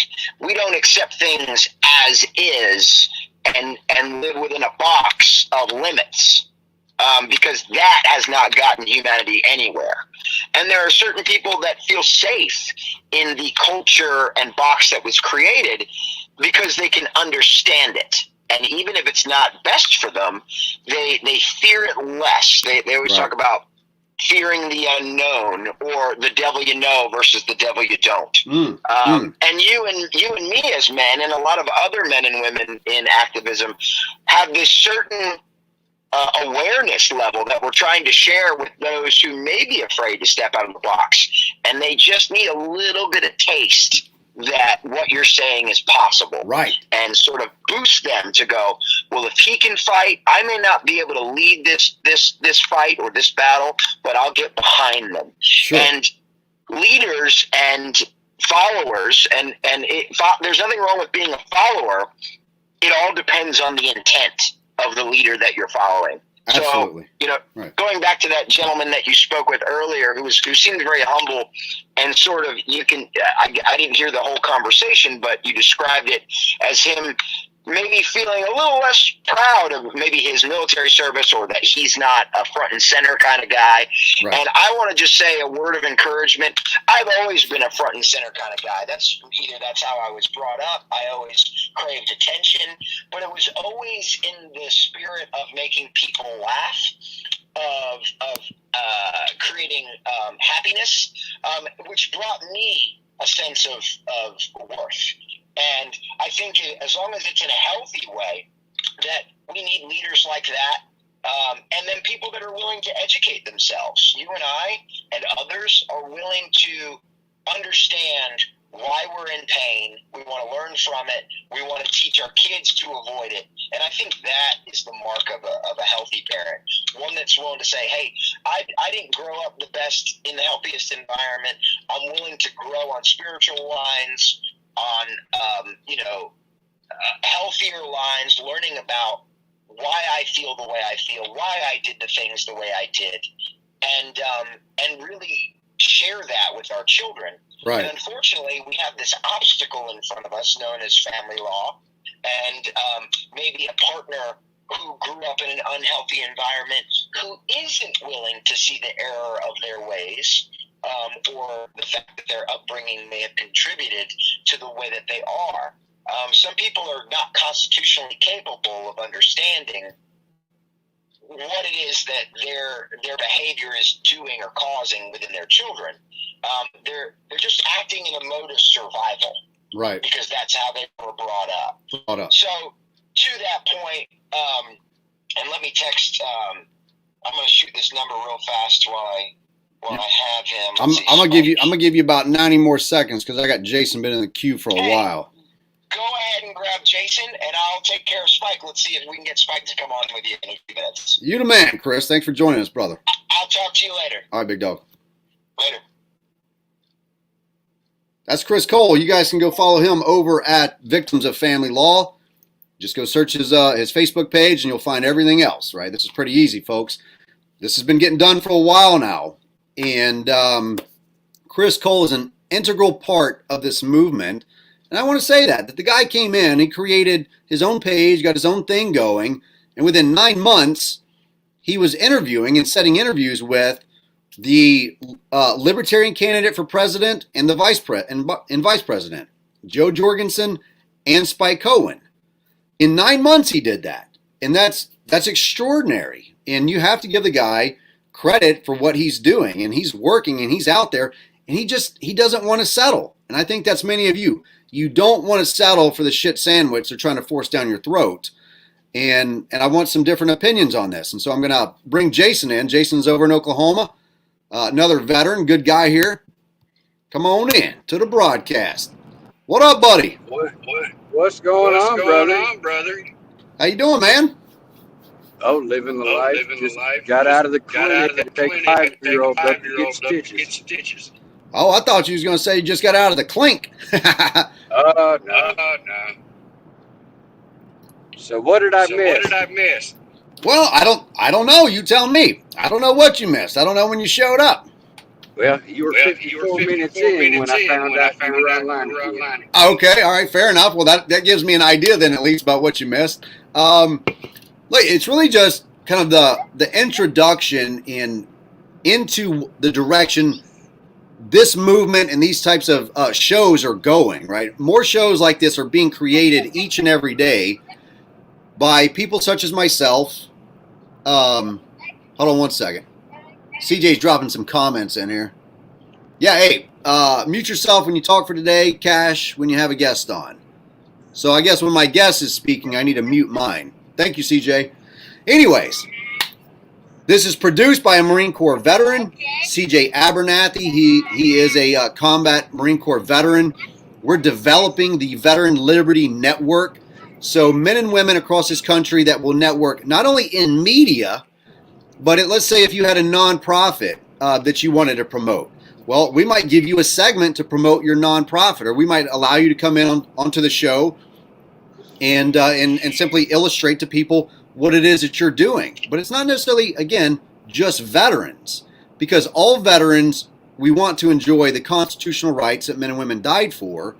And so there's other people as well, just like Chris Cole. We'd probably bring Chris Cole in if he wanted to network with the Veteran Liberty Network underneath that banner, if you will. Well, we would give him a slot broadcast here on the network, and he might have like a 8 a.m. to 9 a.m. on Mondays as the Chris Cole and Victims of Family Law show. But he's promoting this idea of liberty. What we're not going to promote or support are things that are authoritarian and take people's rights. And so I would love to know kind of your point of view on our yeah, we can hear your little girl back there. Yeah, maybe you should put her on. Let her be the star. Yeah, actually it's a he. Oh, my bad. I thought you said daughter. He actually loves this.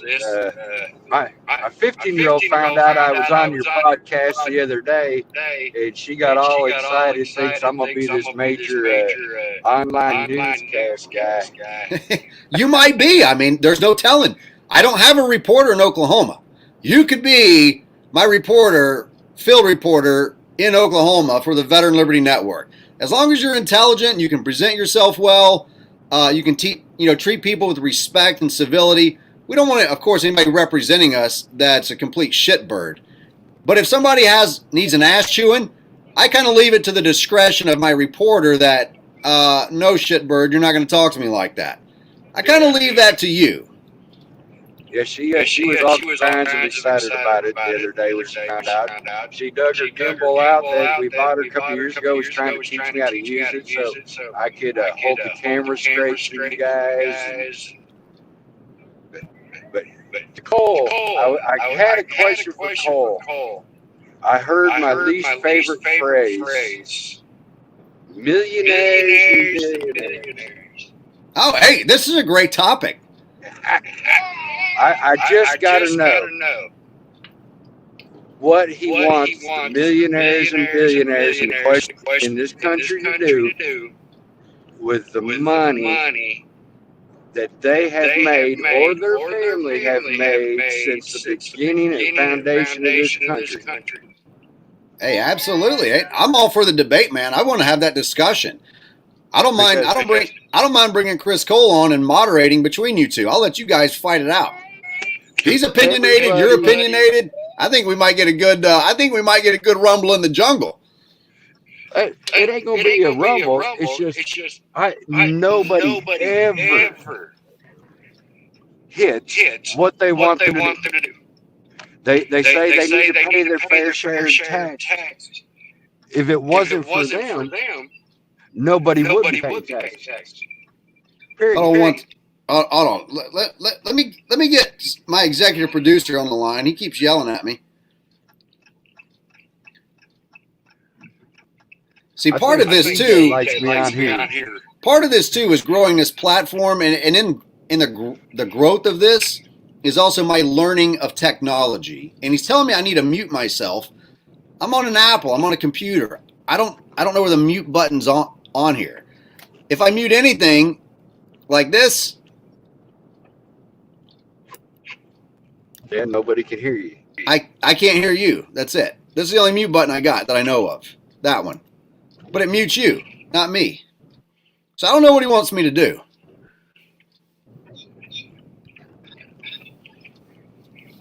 Yeah, I'm not sure either. All right, back to the millionaires, man. So you want Chris Cole to come on and say what? Exactly. Tell Chris. I want Chris Cole to get it straight from the horse's mouth. What do you want him to exactly describe to you? But it goes for even Joe Jorgensen, any Democrat, Bernie Sanders. All they ever say is they need to pay their fair share.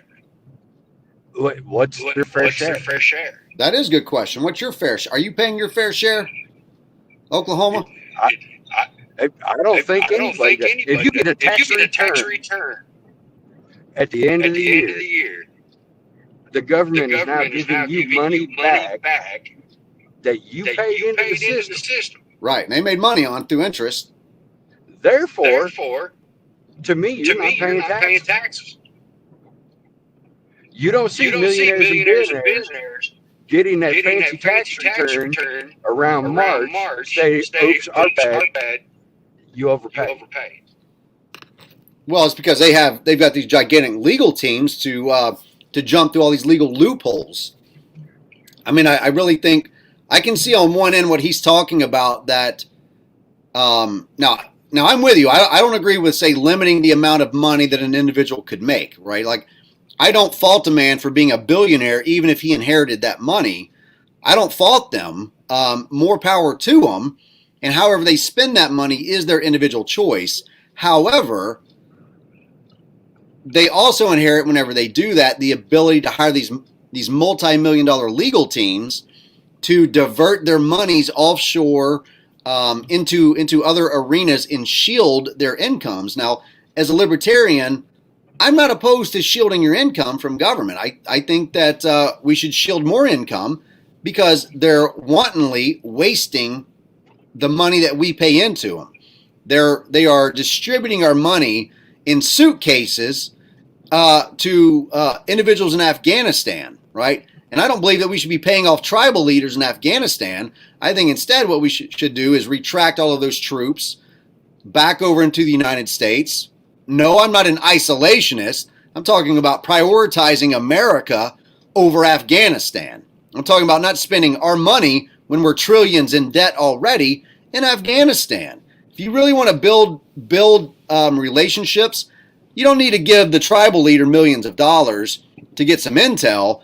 I believe what you need to do is more humanitarian efforts in getting our nose out of more global affairs. It's not our fucking business what's happening over there. But honestly, I think it's more poppy fields and oil fields that compels us to be there. And that's where I agree with Trump. He wanted to bring everybody home, and as we found out later within the last couple of months, he was being lied to and given false information as to why we were keeping there. Hey, you don't have any headphones, do you? No, I do not, but I can turn my radio down and take it off the radio. Yeah, maybe do that. Some people are complaining about it. Thanks, Elizabeth. We're going to work that shit out. We're going to get the bugs out. We're going to get it all figured out. Speaking of working it out, hey, give me hold on. Listen, go ahead, bud. And I'll be at the house to get it shut off. All right, CJ, go ahead. Hey, Cash, yeah, so we're going to have a segment on this show called Cash Learns Technology. On StreamYard, there's a mute button. It's in, you can see it. Oh, I got it. Boom. Mom, not here. Mom, not here. All right, I'm here. Don't know if anybody can hear me still.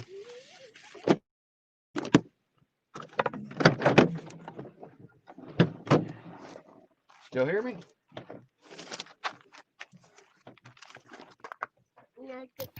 It's weird, but I'm going to figure it out, dude. No worries, it's just the first broadcast. We didn't expect, to go out to sea and not hit a few waves, right?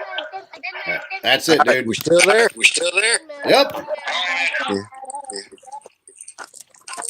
You guys hear me? Yeah, well, I'll tell you what. Here's what we're going to do, man. I'm going to invite Chris Cole back on the next broadcast, and I'm going to give you guys 10 minutes to debate millionaires and billionaires.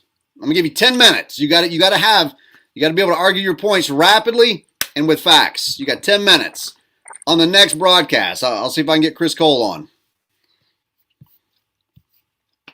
We lost him. We want that exchange of ideas, right? And we want that rapid exchange of ideas. And I want to encourage you to go and explore those facts. So these are really important issues that we're talking about, folks, that I would say that's an argument that Chris made predominantly from the left. You hear AOC talk about this all the time. The Ocasio-Cortez chick up there in Jersey. You hear her talk about this all the time, about how many billionaires or millionaires do we need? I don't know. Could we have 330 million in America? That would be great. I don't know. Could we have nearly 8 billion billionaires in the world? I don't know. I'm scared to think of what that might look like. Hold on, we got a caller coming in. Hold on, Texas. Texas, can I put you on hold while I wrap up with Jason here? This is Jason. Oh, you son of a bitch. Look at you. What do you got, man? Finish us up. Something was going on with the StreamYard. It was going nuts. But now I forgot where we were even at. You were saying something to me that went nuts. Right. So I'll tell you what. On the next broadcast, I'm going to give you and Chris Cole 10 minutes to debate millionaire-billionaire status. Right on. When do you want to do that? Well, I'll tell you what. Why don't you message Chris Cole and you guys let me know which Monday, Wednesday, or Friday you two can make it. Okay, yeah, I'm free all the time. I'm retired.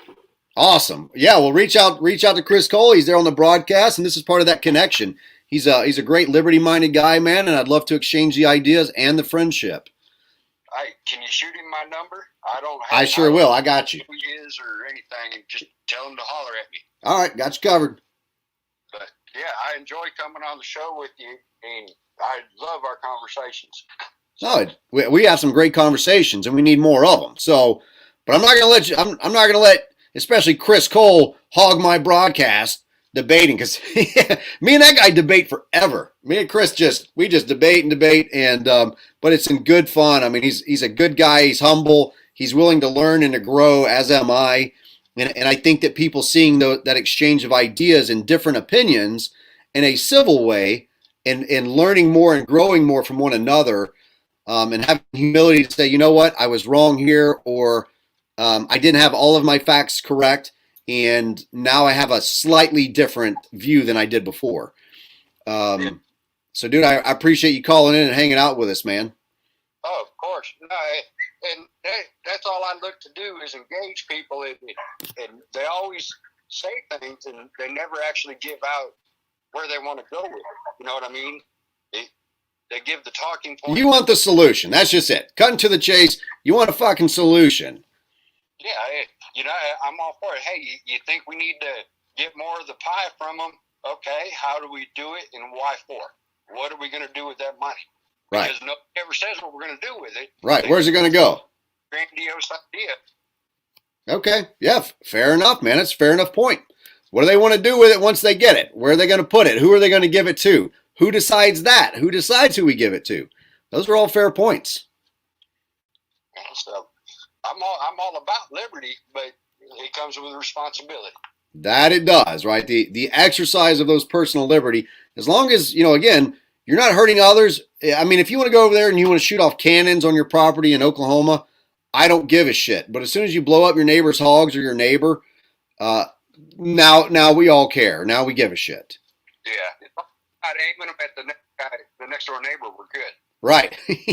Well, he might take some issue depending on what hours and for how long you set off cannons. Yeah,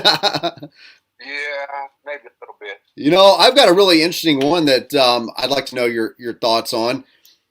And this, again, comes into that exercise of liberty. So I live in an area in which one of the predominant industries are the Tyson chicken farms and turkey farms. Fortunately for me, where I'm personally located, I don't smell them. And to be honest with you, that's the most offensive part that stands to carry over. If you're not careful about where you move to here, you could wind up living downwind or in close vicinity to a chicken or turkey farm. And do you believe that because of those fumes and that smell gravitating to other people's property, making it less than desirable or comfortable? Yes, sir. Do you think that those chicken factories have any responsibility to fix that?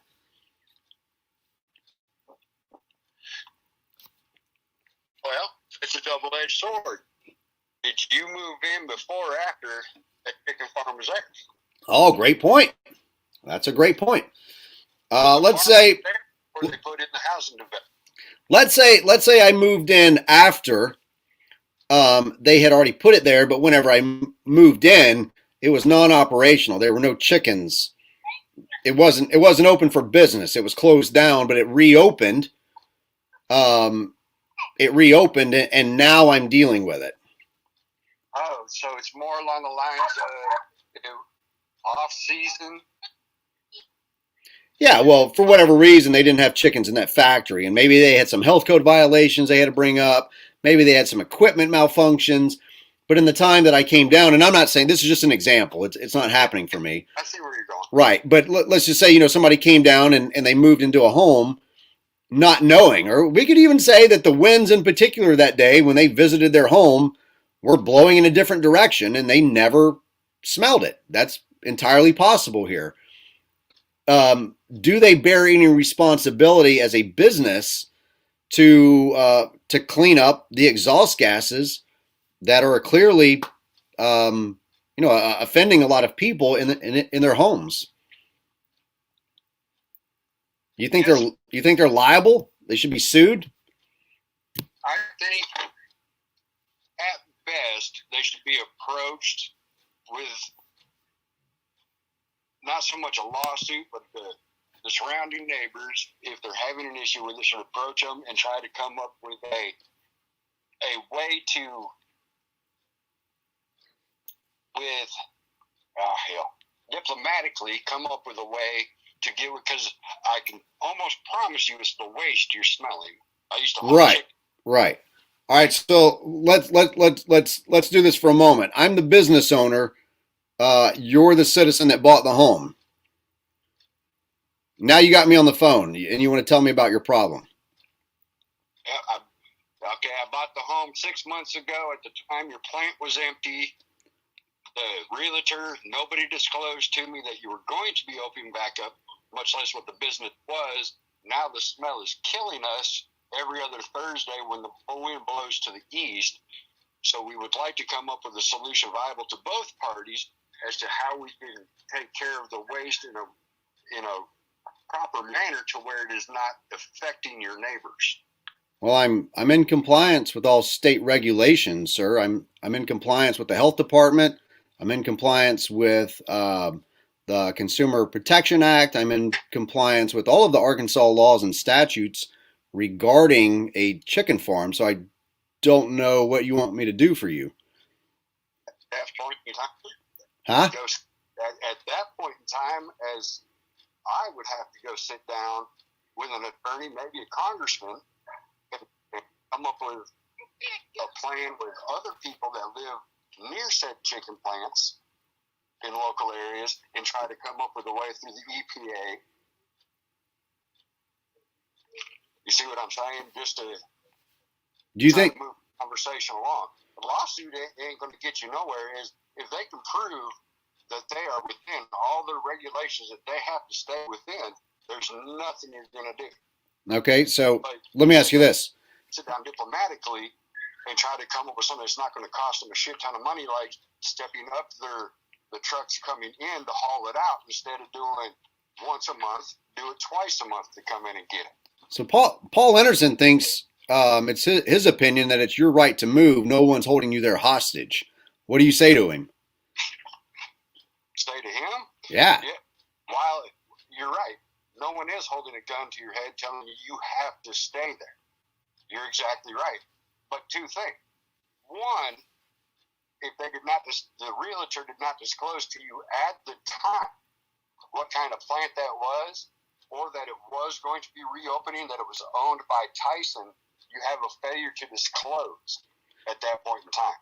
Right. So we're really beginning to kind of get into the weeds of what was in a real estate transaction, and I think that the overlying theme here is, while Paul, I think that Paul's got some valid points about saying that no one's holding you hostage there. I also believe that you're making a very valid point that they do bear a responsibility of the cleanliness of the air, whether that's noxious fumes and gases from feces and waste, or if it was an oil refinery that is polluting the air.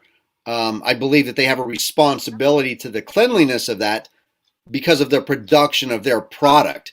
Because when they first showed up and they built a business there, it didn't exist, right? You didn't have these, these terrible smells casting across the valleys, making it undesirable or uncomfortable to live within miles of one of these businesses. Because then, in a sense, if the business isn't held responsible, to me, they've essentially cast this wide net of more property that would potentially be theirs, because now it's undesirable to move into simply because of their fumes. And if it wasn't like that before they, brought in these chicken factories, well, then I think they have a responsibility to restore the air as closely as possible to how it's supposed to be.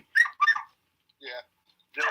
The biggest thing, with the oil companies in Texas, a lot of those plants have been decades, and the housing developments have moved in and encroached on them. So your best bet would be to go back after the actual housing developers. Right. It's themselves. Because right. At that time, the developers that bought the land to turn it into residential areas around said plants, those would be your best bet to go after them. Well, I wouldn't discount that that's another area, but again, we're trying to keep government out of it, and so that's what we're looking for. How do we stop this from developing in the beginning? Right?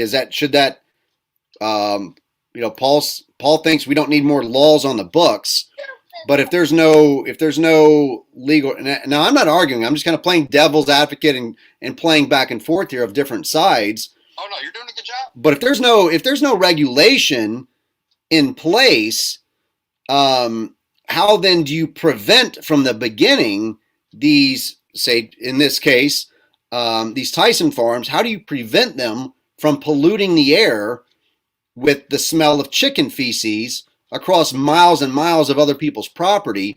That, I mean, what if somebody's running a business that requires people to be outdoors a great deal, a winery, for instance, or some other sort of an outdoor dining facility in the country, and now these things kick off, and those noxious fumes are driving away clientele. I think then it's, again, not enough foresight into the prevention and into discovering what are the other elements of having something like this in these communities. They provide jobs, so there's pros, right? They provide jobs for a lot of people, and that's a large draw in very poor rural communities, is having a job. It's important to all of us as Americans, and so I think many communities settle for those issues that come along with the industry. And I think too that's what's allowed a lot of people to be poisoned in their communities, having cancerous material dumped in their waters.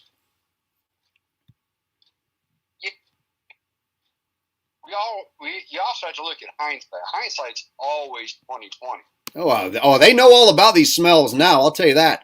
I mean, Tyson's been around a long time, so it's not like if you've ever been near a pig farm or any type of farm, Oh yeah, I got hog farmers in the family. They're retired now, but we've had hogs.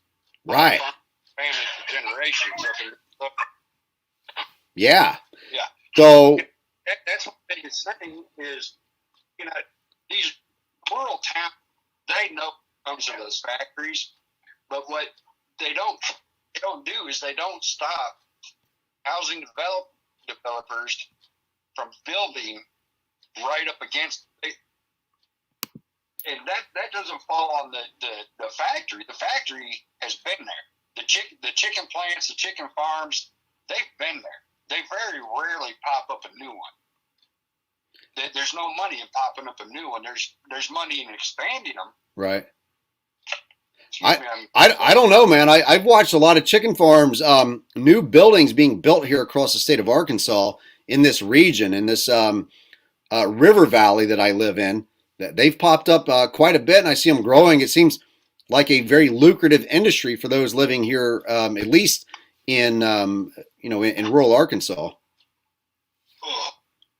Yeah, no, I meant the factories. Factories, the kill. Oh, got you. But yeah, the farms. You're always going to have farmers switch over, and people buy land. That's like right now, the big thing over here. Land has gone up extensively around where I live right now. Right near my house, they got 300 acres. They're wanting over $1 million for it because everybody's wanting to buy up land to put weed barns on. Well, that's dirt fucking cheap compared to a lot of the other country. I mean, 300 acres for, what'd you say? How many? 300 acres with 4 ponds on it for $1.5 million. That's cheap. I mean, that's dirt cheap for anybody out of Oklahoma or Illinois or New York. I mean, you can get probably an acre on Long Island, and it might cost you that. In some regions, in some places, it's insane how expensive it is. I've seen homes renting for over $40,000 a month in the Northeast. If I take pictures of this property, you would shit that they were asking that much for it. How about we all go in on a co-op? How about that? How about we do a Veteran Liberty Network co-op, and we'll all purchase 300 acres and start a large cannabis facility like a Costco, right? An employee-owned Veteran Liberty Network marijuana grow field in Oklahoma. What did you think about that? 5 years ago, that property would have sold for maybe $10,000. No, not for 300 acres. There's no road. There's one driveway into it. It's off a dirt road. No power. No nothing run to it. Yeah, even still though, I think that it probably would have sold for at least 200 plus, I bet. It's rocky. No mineral rights come with it. That was the part that just tripped me the hell out. Just a piece of barren shit land, huh? Yeah. It's all treed up. You couldn't run cattle on it. There's nothing you could do on it. That's why the original owner, they put a big carport on it so they could put a camper under it out in the middle of it, and that was it. Awesome. Well, I mean, I think that's one of the draws to living in rural Arkansas, Oklahoma, Missouri, or anywhere else, is to get off grid, do what you want to do with your property, leave other people alone. And I think that Arkansas, probably a lot like Oklahoma, has a very strong libertarian sense of just leave me the fuck alone, man. It's like I bought the property and I have these boundaries and borders for a reason. I want to live how I want to live without other people on top of me. Yeah. You know, if I want to run naked around my property, skinny dip in my pool, zip line naked off my roof, that's my business. You know what I mean? Yeah, I'm not too sure anybody wants to see you zip line and naked off your roof. Oh, I bet you somebody does. They probably just want to see what happens when I hit the water, when I land. Yeah, maybe John Knoxville. He might want to. Dude, hey, man. Dude, thanks so much for joining us. It's always an honor and a privilege to have you on here. Yeah, you going to be on again Wednesday. I'll call in again. I'll be on Wednesday, man. Call in and tell us something new. Tell us something about you on Wednesday. So once we get you and Chris Cole situated, I'll let you guys come on and debate. And hey, feel free to let the punches fly. You know, I kind of draw the line at any racist remarks or anything to that degree. But if you want to make fun of Chris Cole's height or his red hair, he is a really good country singer. If you've not heard him sing or listen to any of his music, I'd encourage you to go over and share it. He's got a great song. I think it's called Me in Tennessee. Wonderful song written by a father in tribute to his children, to his boys. And yeah, man, I think Chris Cole's just a great guy. And yeah, you'd be in for one hell of a debate because, you know, he's very opinionated, that guy. I'm always up for a debate. And like I said, I never claim to always be right. Yeah. I just like answers, intelligent answers. Well, I'm a racist and sure. You know, yeah, I don't mind ad hominem attacks if it's just like we're going to get an exchange and you want to make fun of me for being in the Navy and I want to tell you what a shitbird for being in the fucking Army you are. You know, that's one thing. You know, some lighthearted jokes and jabs and to fuck with one another. It's another thing when you can't debate your ideas intelligently and have some substance to support your position, something out there, some numbers, some demographics, some history, something that supports what it is that you're defending or espousing. Exactly. So, well, dude, I don't mean to cut you, man, but I'm going to kick you off here so I can open it back up for other people to call in. And, but again, man, I just want to tell you, I appreciate you joining the broadcast and just having the dialogue with me. Of course. And I'll see you Wednesday. All right, brother. Have a good one. You too. All right. Bye. So we're going to try and line up Chris Cole and Jason. Chris is in North Carolina. Jason's over here in Oklahoma. Oh, wait. That way. Yeah. I'm at my mother's. I'll see if I can get CJ to start posting on Rumble. I don't know if we can... I don't know how we would do that or how we would go about doing that. I don't know that that's an option to choose from StreamYard right now. Let's see.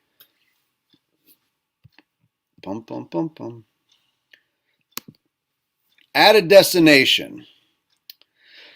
It looks like LinkedIn is the only other place I can go to. I could develop and put in...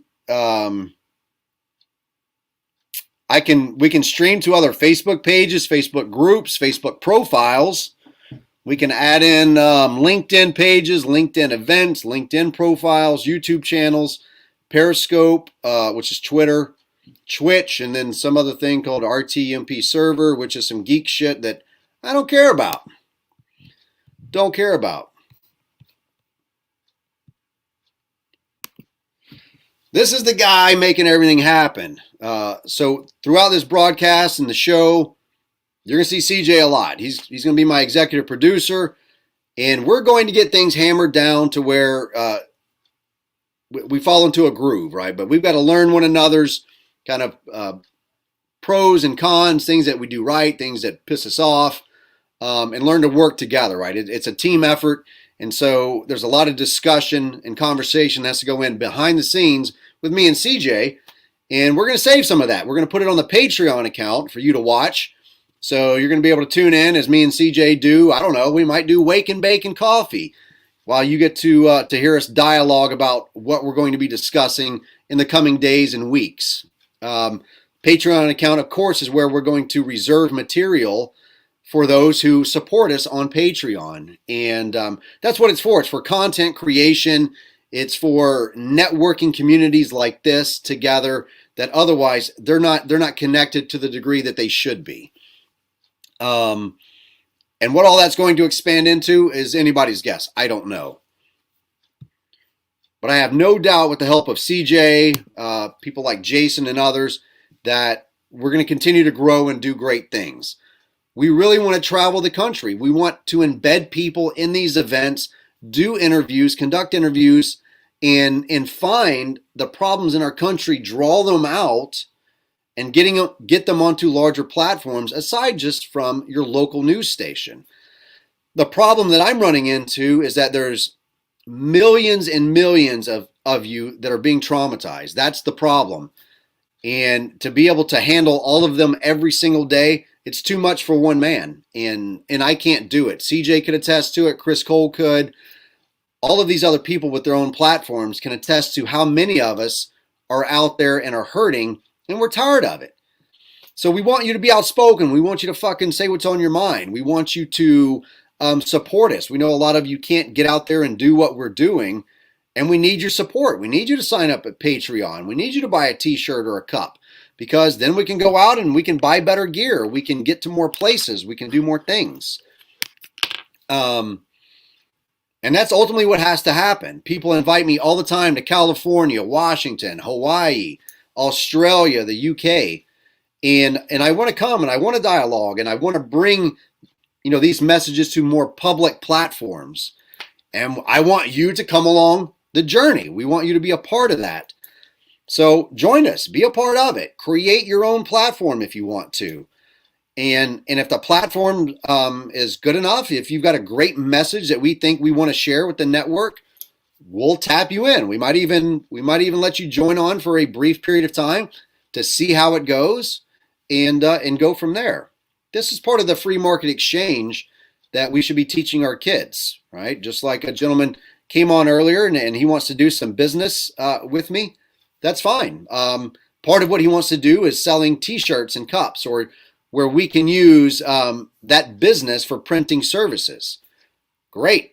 Let's work out a deal. And if we can come to a deal on some good quality material that people like, that beats out other competitors and has the principles and values that we stand behind in a libertarian liberty message, we'll work that out and work together and hopefully promote one another and grow together, right? That's the theme here, to grow together.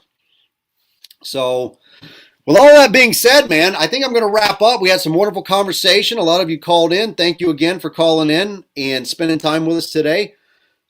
I appreciate all of the insight. Look, I don't need anybody to not be afraid to challenge me on my ideas. I love that. Challenge my ideas. Push my thoughts about certain issues. And sometimes I might just not word it correctly and I need to rephrase my idea or my thought. I can't go without saying some words for one of my sponsors, and that sponsor is somebody that I love very much. Her name is Marina Phoenix. She is a talented artist. We've been together for 6 years, albeit we took a break, and we didn't publicly disclose that. We didn't put it out on the airwaves, and and that's just part of our relationship. But she's always supported me.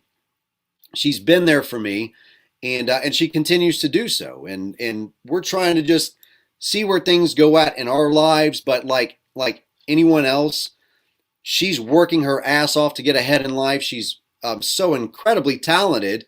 And if you guys would please do me the favor, go to mphoenixart.com. Take a look at her page. I'm going to show you what some of her paintings look like. These are just stickers, right? They're emblems or whatever. But she watercolor painted all of these. And they're amazing. I can't believe how talented she is. It's insane. And these don't do the artwork justice. If CJ were still running the show right now as my executive producer, he'd be able to pull up some of the art. And these are her silhouette art. Incredibly talented. You're going to find something, a painting. So go over and buy a painting. Tell her that I sent you. All I'm going to get is a big kiss on the cheek and a thank you. But she is a supporter of mine, and she's a sponsor of mine. For your veterans out there, this one really resonates with it amongst the ladies in the veteran community. It's her special one to women veterans. I love this one. Dude, that's insane. She painted a coastline in a woman's head. It's like a beach in Southern California. I mean, who doesn't want to be laying on the beach watching the sun go down over the Pacific Ocean? Unless you're the mountain person. Jesus, dude. She is stupid talented. It's crazy how talented she is. Where is her? Hold on. Oh, I got it. Check this out. I might have put in the wrong one. MarinaPhoenixArt.com. I think that's it. She's going to yell at me. I'm your sponsor and you fucked it up. She wouldn't say that. I'm putting words in her mouth. She wouldn't say that. This one really hit me with the little girl on a swing. When I think about my daughter, oh man, that one just drills me right in my feels, man. It's like, any dads out there with daughters, you know exactly what I'm talking about. Or moms, you know. This one had a lot of depth to it. I don't know, man. Told you. And these are only a small portion, a small sampling of her paintings. There's one more. See, I spend more time for my sponsors because I want other people to succeed in what they're doing. I've already retired from the Navy. I've done some amazing work around the world. I've had some great experiences. I've got 3 beautiful children that I love. I'm successful. I've been successful. I want other people to be successful as well. Look at that. Summertime with the Fireflies. Thank you to my sponsor, MarinaPhoenixArt.com. Go over, follow her Facebook page, like it, order some art, tell her Cash Jackson sent you, and maybe I can get a foot rub sometime. That's it for the day. I'm going to do this outro. Please give me some feedback on the outro. If you didn't get a chance to see the intro, go back and watch the intro to this show. I think you're going to like it. CJ did a fantastic job. It's about 4 minutes long. A little long for the intro, but it's a long show. It's a long broadcast. It can go anywhere from, say, 1 to 4 hours. But right now, I'm going to wrap up for the day. Thanks for tuning in. Get with us again on Monday, Wednesdays, and Fridays. So we're coming up again on Wednesday at 8-ish. Get your coffee, get your smoke, come hang out. Let's debate some ideas. Let's talk about current world issues. Let's talk about activism and how we can work together to change the world, not just family law, but the entire world. Let's work together to do that. Do our best to not use any violence or bring that into play anywhere. But we must also have the discussion and recognize there's a time and a place, just as our founding fathers knew, there's a time and a place for it. And that's preserved in our Declaration of Independence and our Constitution. And we have to be adult enough to talk about that and consider those options and what people are talking about who really believe that that's the next course of action. So that's all I got. Thank you for tuning in again. This is Cash Jackson Cash Damn Jackson, the War is Hell broadcast with Veteran Liberty Network and our sponsor, Marina Phoenix, produced by none other than CJ Abernathy, Marine Corps veteran. You guys be great. Let me find this thing. We're going to the outro.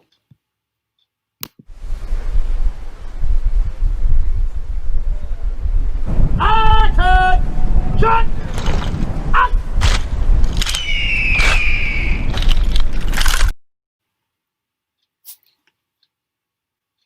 I think we're going to do a longer outro. Love you, CJ.